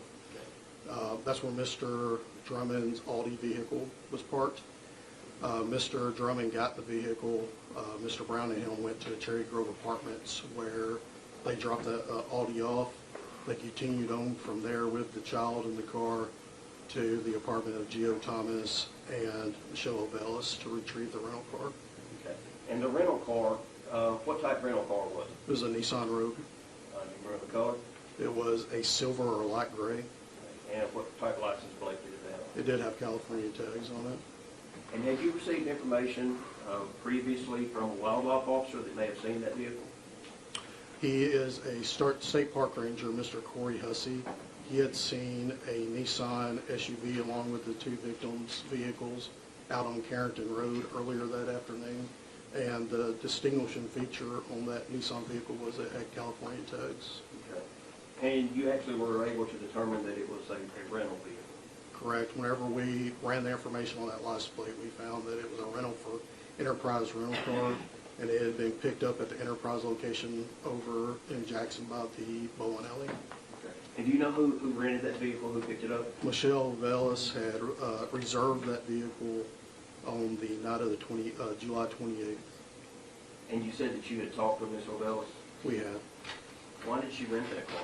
She stated on the night of the 28th, Mr. Drummond, well, she knew him as AD, came to her residence and asked her to rent him a vehicle to be picked up at noon the following day on the 29th. Okay. And did he actually pick that vehicle up? He Mr. picked Drummond, it. did he actually pick He it up? didn't pick it up from Enterprise. He picked it up from her residence later on the 29th at approximately, she said, between 10 and 11 a.m. Do you know if he was alone at the time he picked up the vehicle? Ms. Ovellis and Mr. Thomas both told us that Mr. Brown, Mr. Tanaka Brown, was with him whenever he arrived and obtained the rental vehicle and left in it. Okay. And about what time was it that he left? After he picked up the vehicle and left their residence? She stated it was sometime between 10 and 11 a.m. Okay. And that was in Jackson? That was in Jackson Okay. on the 29th of July. All right. We've heard evidence already about flock cameras and about looking for footage. Were you able to determine that vehicle actually did have a direction of travel after it was picked up?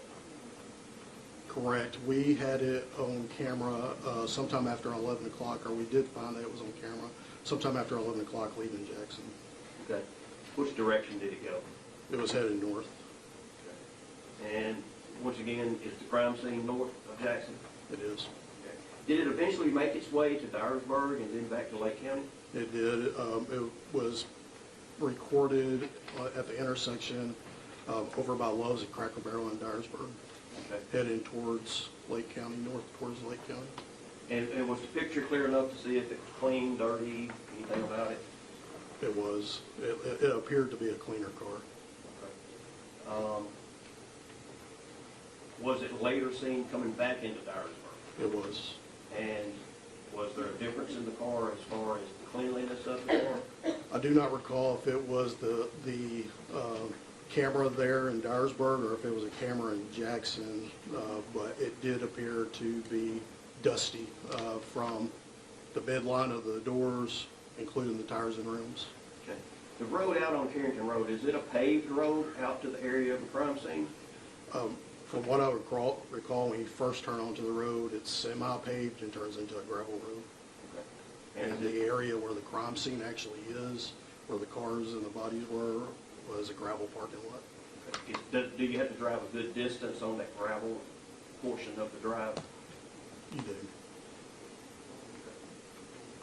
Now, we reviewed video cameras previously of the Dodge Charger, the white Traverse, the red and white pickup truck Ford F-150. Was there also video that captured the Nissan Rogue in Tiptonville? I believe there was a video. I don't recall which establishment that video is from. Okay. Once again, you did receive video images from Williams Garage. Correct. If you would, I'd like to show you a video.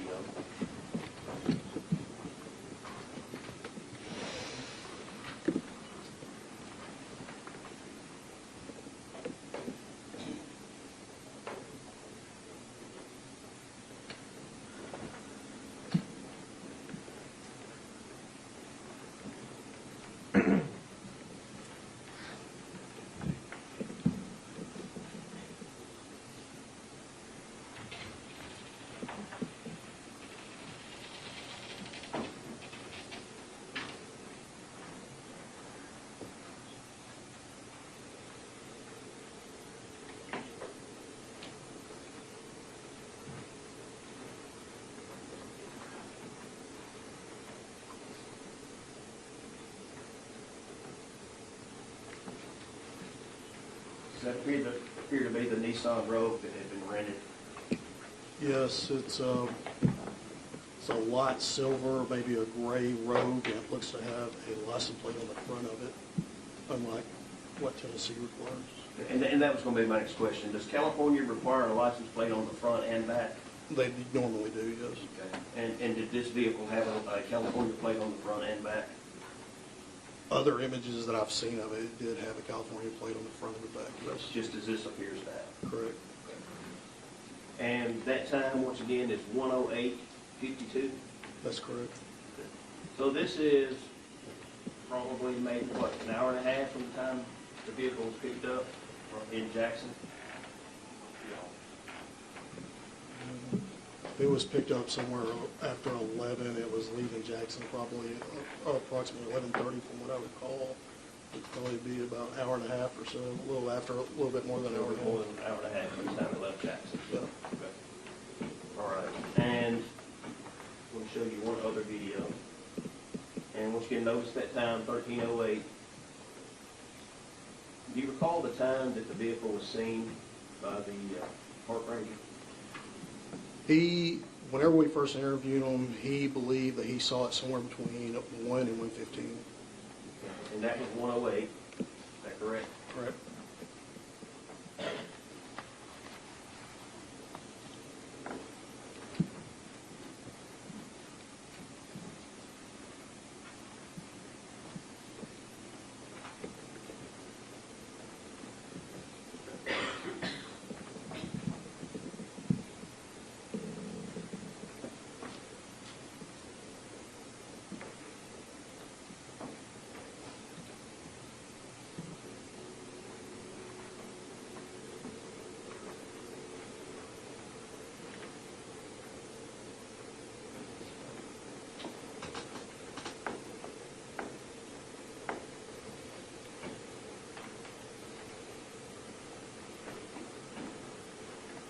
Does that appear to be the same vehicle going back towards Jackson?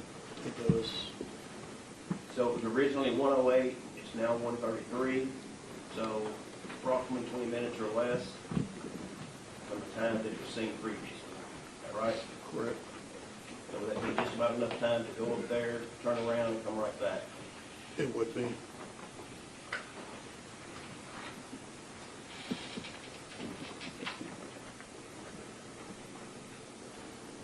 Did you have information that at this time, the infant was still with Mr. Drummond in the vehicle?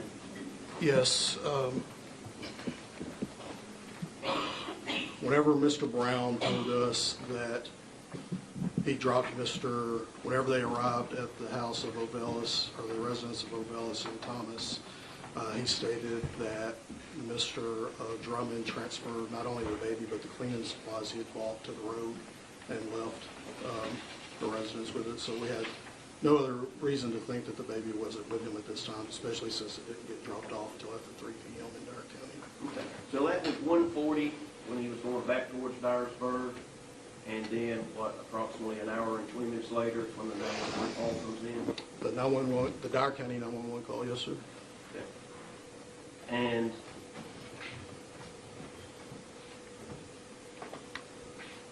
this may be a silly question, but do you know if Mr. Drummond was the legal guardian of the child? No, he wasn't the legal guardian of the child. Do you know if he had custody of that child, had permission to have the child? No. Now, you did request cell phone data, which we've heard from already, is that right? Correct.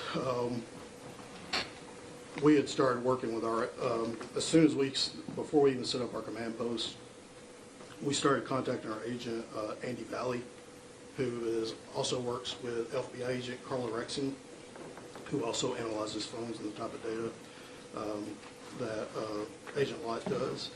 And he started submitting paperwork to AT&T and other companies for the victims' phones to start getting their data. Okay.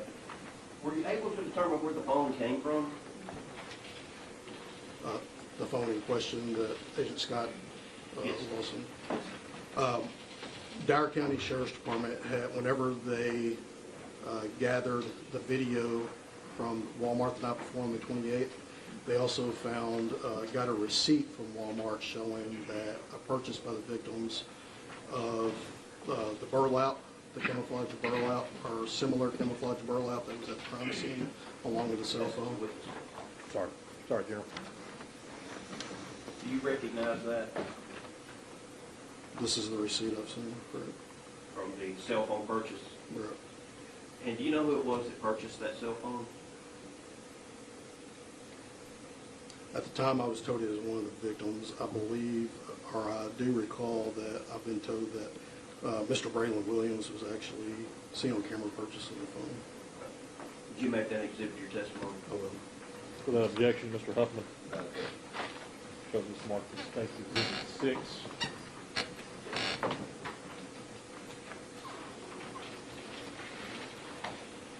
Were you able to determine if that cell phone was used to call any family or friends of Austin Drummond?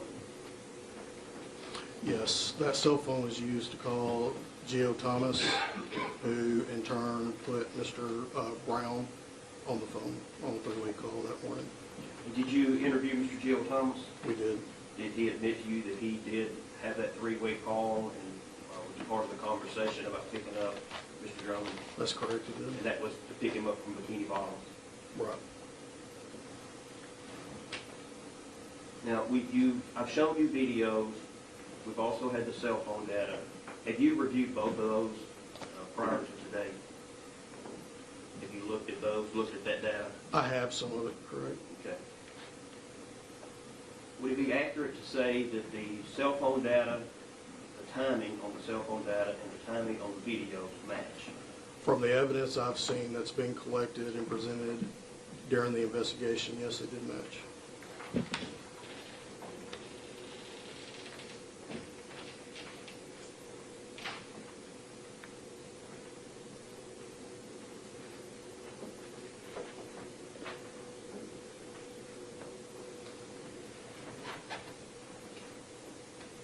When were you able to take Austin Drummond into custody?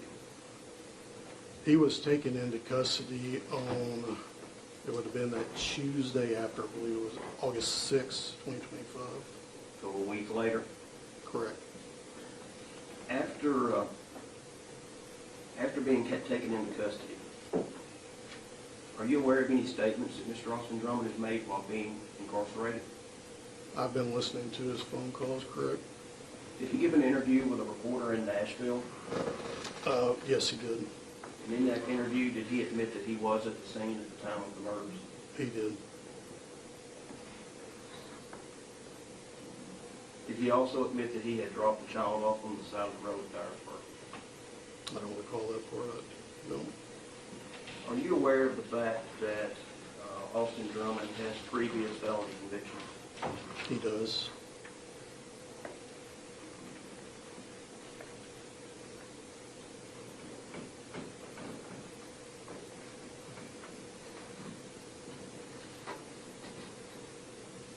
Maybe one moment.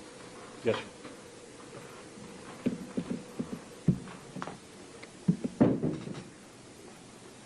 And I'll pass the witness. Yes, sir. Mr. Huffman.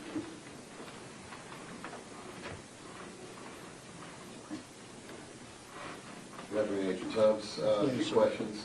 Would it be fair to say that you were the lead agent on this case? I'm the case agent, correct?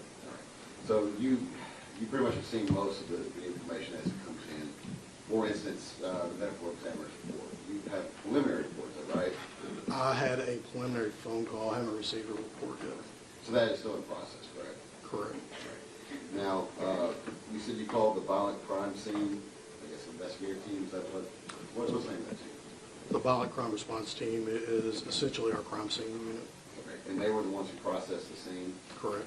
Did you have any involvement in processing the scene? I did not. All right, do you recall how many were any shell cases recovered? There was. Do you recall how many?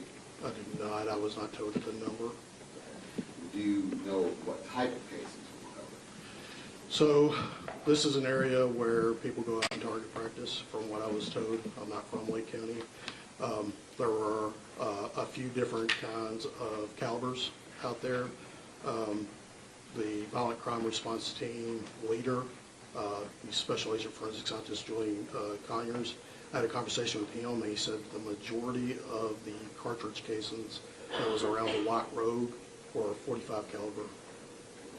But there were multiple shell casings, multiple types of shell casings?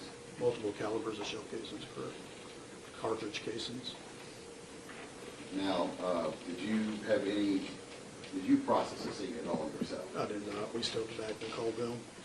Did they take photos, that sort of thing? They take photos, they take measurements, they collect evidence, range. Do you videotape? They usually do. I'm not sure on this one. So whenever they finish processing and they do all their evidence, all that, they will create what they call a crime scene investigation report with the photos and everything. That's still in the process. That's not completed, so Last I checked this week, it was not completed yet. typically TBI agents don't carry body cams like that. Did you have a body cam? I did not.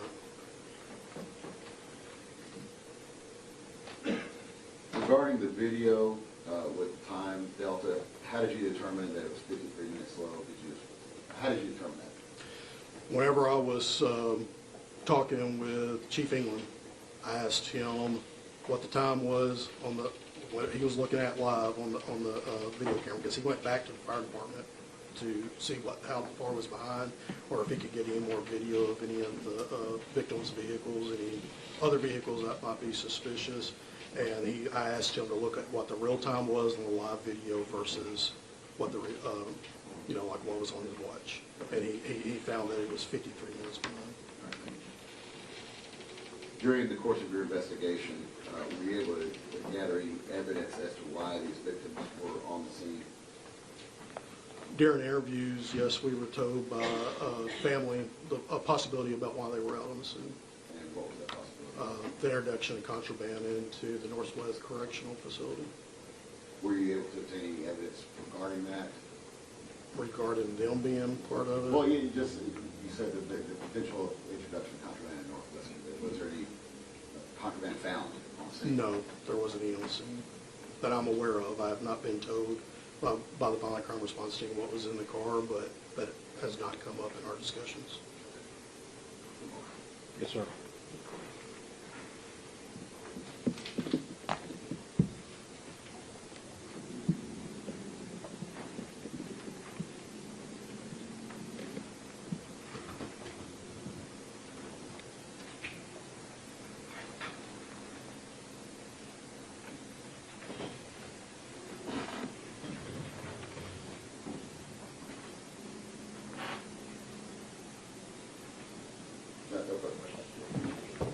Any redirect, General?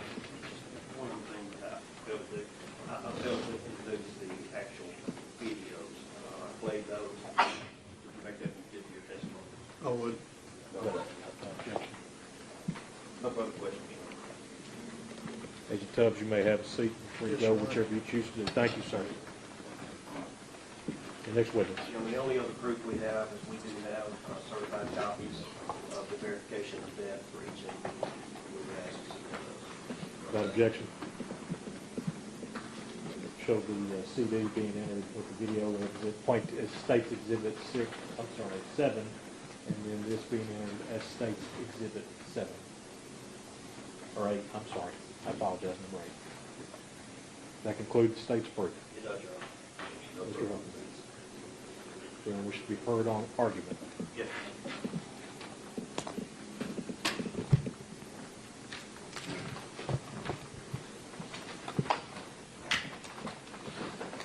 You've heard all the proof in this case. there's a real tight timeline with this case, and we think that we can show that. We think we've shown that today with cell phone data and as well as video footage. But just to go back through that, and just to go back through this timeline, I want to go back and highlight these things. At 6:27 a.m., the Dodge Charger and the Chevrolet Traverse are going north towards the crime scene on the fire department camera in Tiptonville. At 6:38, there's an outgoing call from the phone, and when I talk about the phone, it's going to be the phone in question that was purchased the night before. There's an outgoing call from that phone to Adriana. At 6:47 a.m., the truck driven by Matthew Wilson, the red and white vehicle, comes into Tiptonville. It's northbound, goes towards the crime scene. At 6:45 a.m., I'm sorry, 6:54 a.m., there's the first time advance bar on the cell phone, and that is near Tiptonville. At 7:01 a.m., there's an outgoing call to Adriana once again, and that's the last call to Adriana. It lasted 32 seconds. Which one? What time was that, General? That was at 7:01 a.m. At 7:25 a.m., the red and white vehicle is seen traveling southbound on the video in Tiptonville, going past Williams Garage and the Mexican restaurant. And at that same time, a call starts at 7:25, and it lasts until 7:29. That's a three-way call from that phone that's in question to Giovanni Thomas and to Tanaka Brown. Both of those individuals did admit in their testimony today that they were on the phone with Austin Drummond at that time. 7:26 a.m., time advance data shows that that phone is now moving south.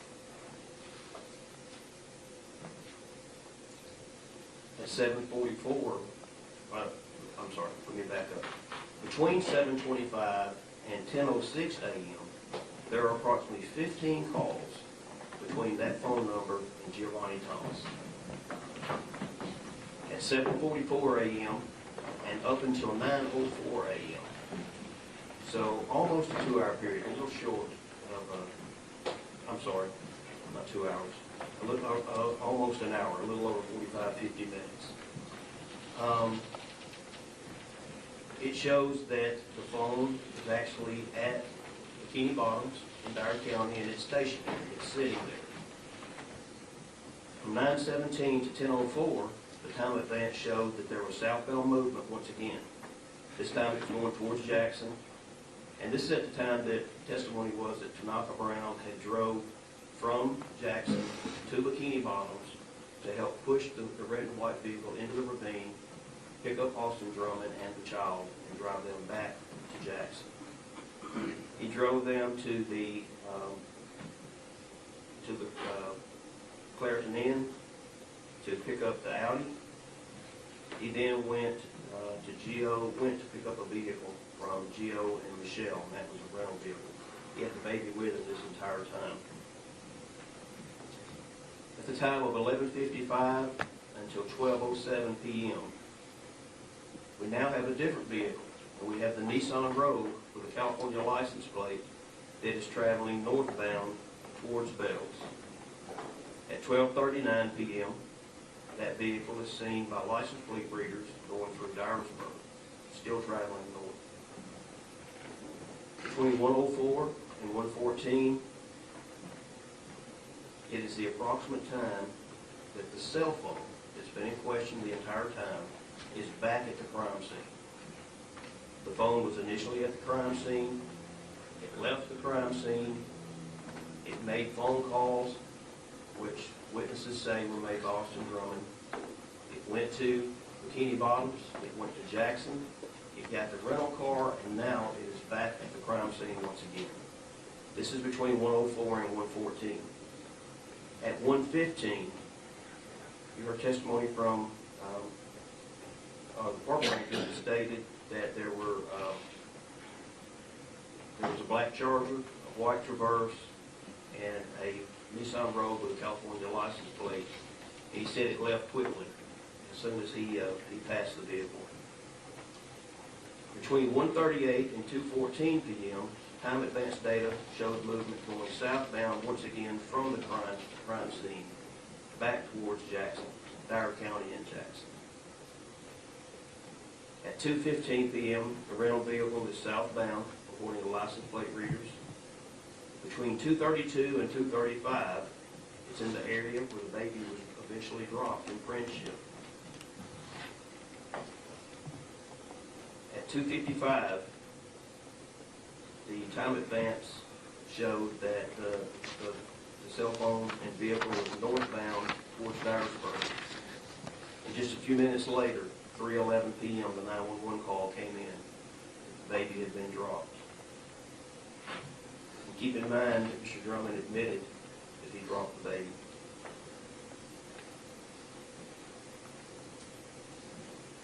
Between 2:57 and 3:23 p.m., the time advance showed that the vehicle was traveling southeast, back towards Bells, and back towards Jackson, and was back in Jackson by 3:39 p.m. Between 4:22 and 6:06, and this is really important, there were overlapping arcs. And you heard the testimony was that when there's overlapping arcs, you can almost pinpoint where the person is. And those arcs overlapped right above Austin Drummond's parents' house. And it stayed there for an hour and a half. From 6:34 to 8:44 p.m., it was back at Clarion Hotel, and then at Catlin Speed residence, who was Mr. Drummond's girlfriend.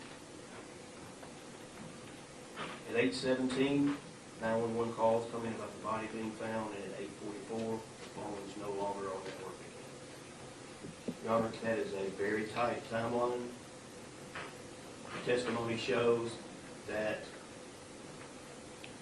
Austin Drummond was at the scene. He admits he was at the scene. He was the person who got the rental vehicle. He's the only person who was in that Nissan Road, which video shows came back to the crime scene, was there just a very few minutes and left the crime scene, and that phone and video synced up all the way through from Jackson to the crime scene and back to Jackson. And there's no other person possible that could have been other than Austin Drummond. Your Honor, based upon that, we think that we've proven the aggravated kidnapping. He took the child without consent. He was not his child. He did not have custody. He was not the guardian. He is a convicted felon. Testimony was that these individuals were shot, which means that a weapon was involved. He admits to being on the scene. All four individuals are deceased. We think that meets the probable cause for first-degree murder and the possession of a weapon during the commission of a dangerous felony. Mr. Huffman. Yeah. Yes, sir. Understanding this is a preliminary hearing and that the burden of proof is probable cause and not beyond reasonable doubt, obviously. There's been no evidence whatsoever that Mr. Drummond fired any weapon. The only evidence that was presented today was that there was a cell phone purchased by one of the victims at the scene and proof that he was present on scene, but no proof as to anybody else on scene, or even that the cell phone was in his hands when he was on scene. The only thing that probable cause was met was that his presence on scene. There was no evidence whatsoever regarding who fired these shots, if Mr. Drummond fired his shots, or if there are other individuals on the scene. So we do not believe that the state has met probable cause regarding the murders. Obviously, there's some evidence regarding Mr. Drummond's having a child, so we would submit that to the court as to determination here at the probable cause hearing. But again, the only thing that the state has shown ostensibly is his presence on the scene and afterwards. There's been no evidence whatsoever that Mr. Drummond fired any of these shots. Any response, General? In regards to the motion filed by the state, do we need to have a hearing at this time regarding that? Okay. What I'm going to do is this. If everybody doesn't mind for a moment, I'm going to take a very brief recess, okay? So if anyone needs to use the restroom, I would tell you to take this time to do so. I'm going to go downstairs and take a brief recess. I'll be back here, folks. Let's try. It is now 2:48. Everyone needs to be back in the courtroom at 3 p.m. sharp. 3 p.m. Okay, we're in recess till then. All rise. Order in recess.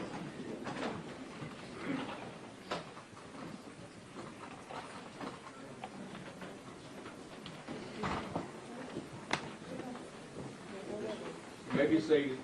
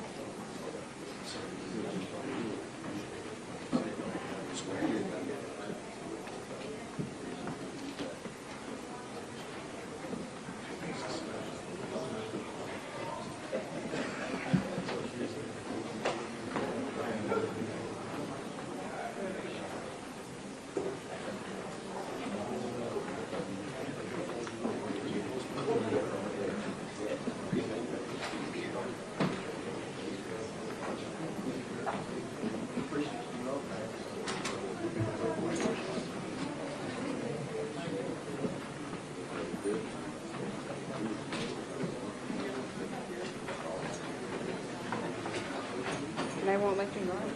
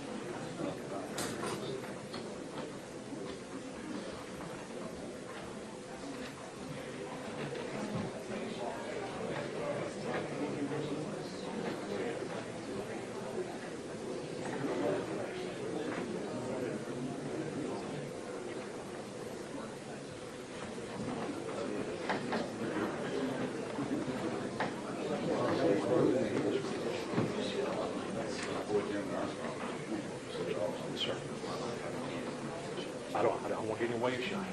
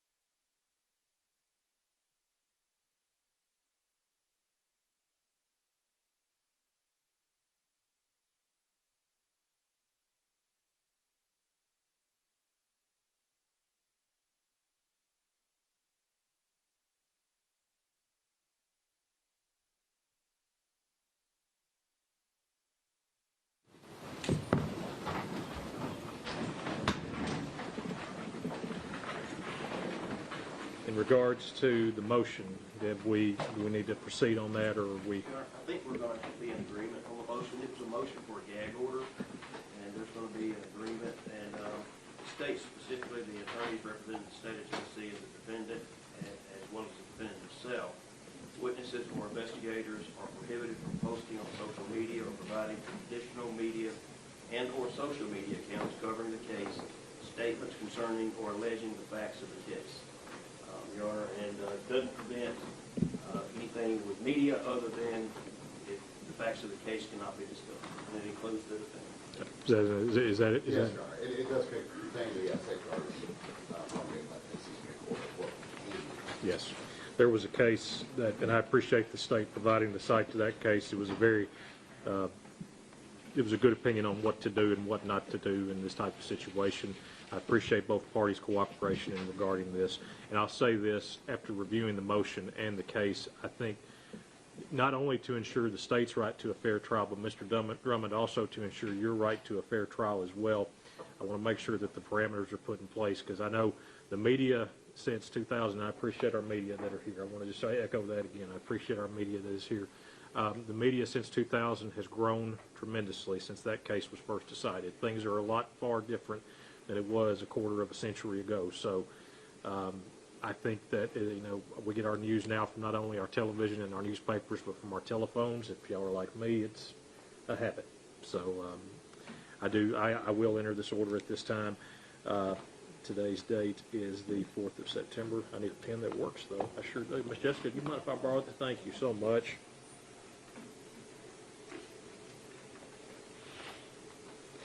Is there any other matters we need to take up regarding the preliminary hearing? No, But aside from me ruling, I'm assuming. So There may be one other issue afterwards. okay. Yes, sir. Okay. I want to thank, before I make my ruling in this, I want to thank the attorneys today. I want to thank all of you for your devotion to this case and your work you've shown in this case here today. Appreciate the state and also the defense attorneys. I know that, and I appreciate Mr. Huffman taking this case, and Mr. Mason. I know this was something you were appointed to, but I appreciate your graciousness in taking this matter on. I do very much, and I appreciate all the parties for their testimony. I appreciate the witnesses that are here today. I want to speak to the family today. I know you heard a lot of things today, things that were not pleasant to hear, but I appreciate the fact that, for the most part, your candor has been respectful to this court, and I appreciate that you've shown this court respect. I don't want that to go unnoticed.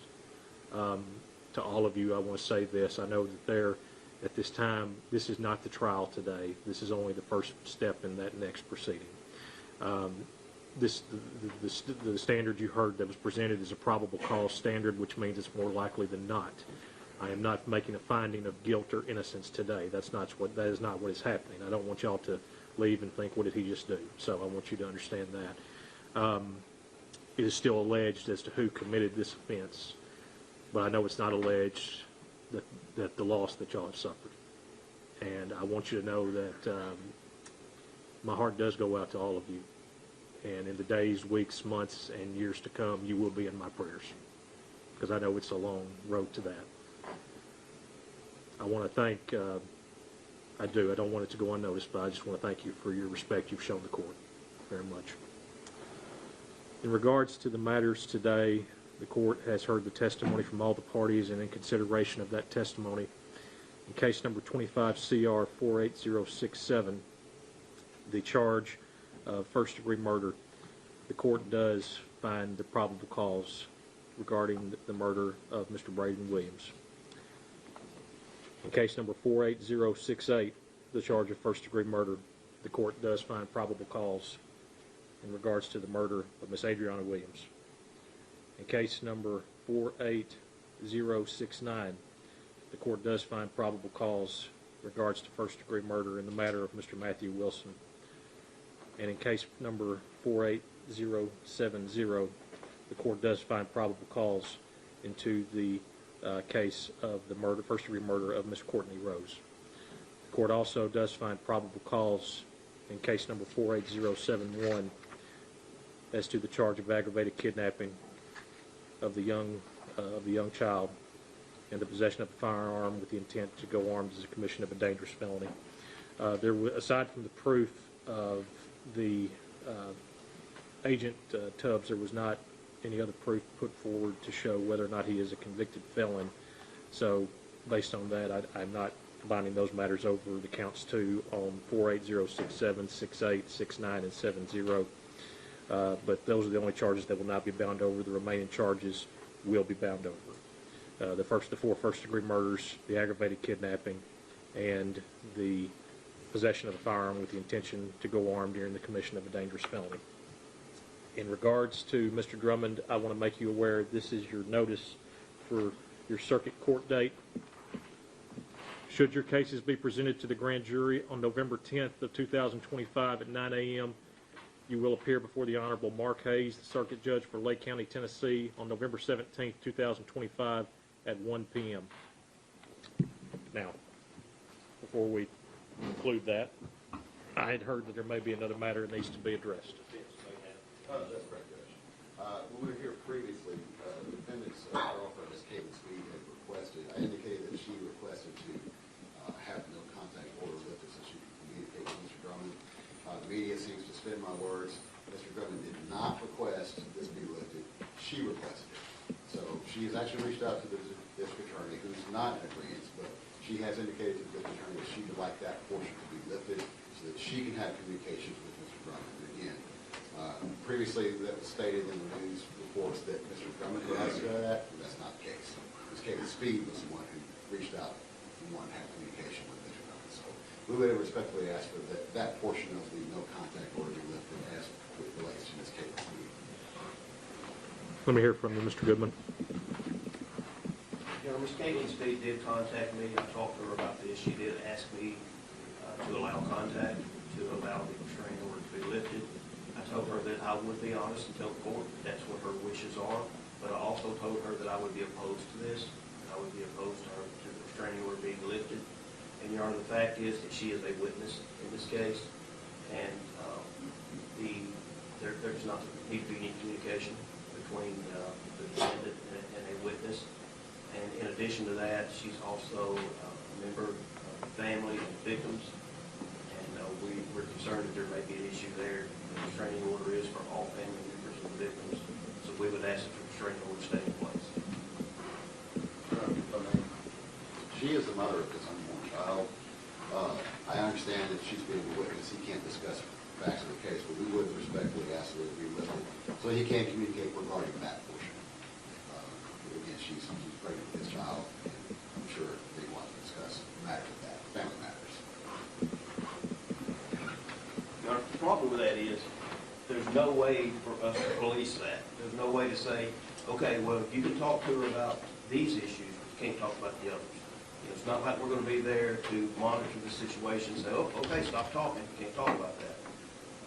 So there just needs to be a restraining order that prevents all communication. They are clearly listening to every phone call that he makes. They can listen and monitor in real time the discussions, so they will know what they're talking about. And obviously, if he crosses that line and discusses facts of the case, that's an issue. But that can be controlled or at least limited in scope. So they are listening. They know what he's saying to her. I'm not sure how that would be inappropriate.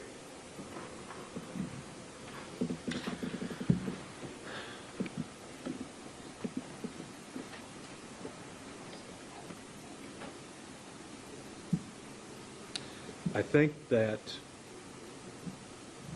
the issue at hand is not whether or not it would be appropriate. I think the thing I have to consider in this is that, based on the testimony I've heard here today, it is very likely that she is going to be a witness possibly in this case.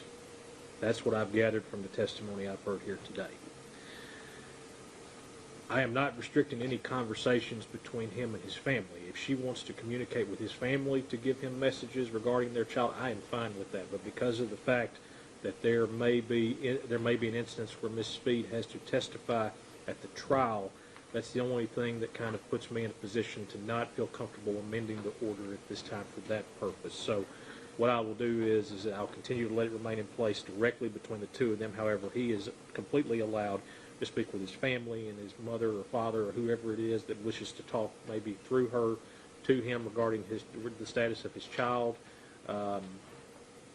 If it were to be the case that she would not be a witness at a later date, I'm not saying that's not, well, I'm losing jurisdiction of this today, so that's something that if you want to discuss with Judge Hayes, I'm sure he, I'm not going to speak for him, but you could have the right to revisit that at that time. So I'm going to leave. Just to clarify, in order for his third-party contact, you're saying he may have third-party contact as it relates only to family matters, which I know what you're going to say is it may be difficult to police that. I want to clarify that as well, because I thought what you meant was he could talk to his family, and then his family could talk to her, not that they could be on three-way calls. Absolutely not. talking to Yes, one another. yes, yes. That's Yes. what I understood. That is And my. that has been an issue, and I want to clarify also, make sure the superintendent understands, that third-party conversations Is the same. are violations as well. He can't tell someone, go tell this witness that I said this. That's a violation. He needs to be aware of that, and it appears that based on the testimony today, it should be aware that his phone calls are being monitored. So obviously, does the state oppose him talking to his family? It's not his family, it's just them attempting to relay messages concerning the case to Miss Speed. Correct. So does that make any sense at all? Yes, not relating messages regarding the case, but I'm assuming it's okay to relay messages regarding his child. I don't mind that. I mean, that's something regarding his child, but it can't be anything regarding the case or the facts of the case. And I would just say that those are being monitored. Those phone calls are being monitored. So that's just something he'll need to understand for that purpose. Okay, so it'll remain in place for that. Folks, this is what I want to do before we do anything else. Having found that these matters are going to be presented to the grand jury and the cases will be sent to circuit court, or should he be indicted, what I'm going to ask is that at this time, if the sheriff's department will take him back into custody and transport him back, he will continue to remain without bond in this case. And while they are doing that, I'm going to ask everyone to please remain in the courtroom.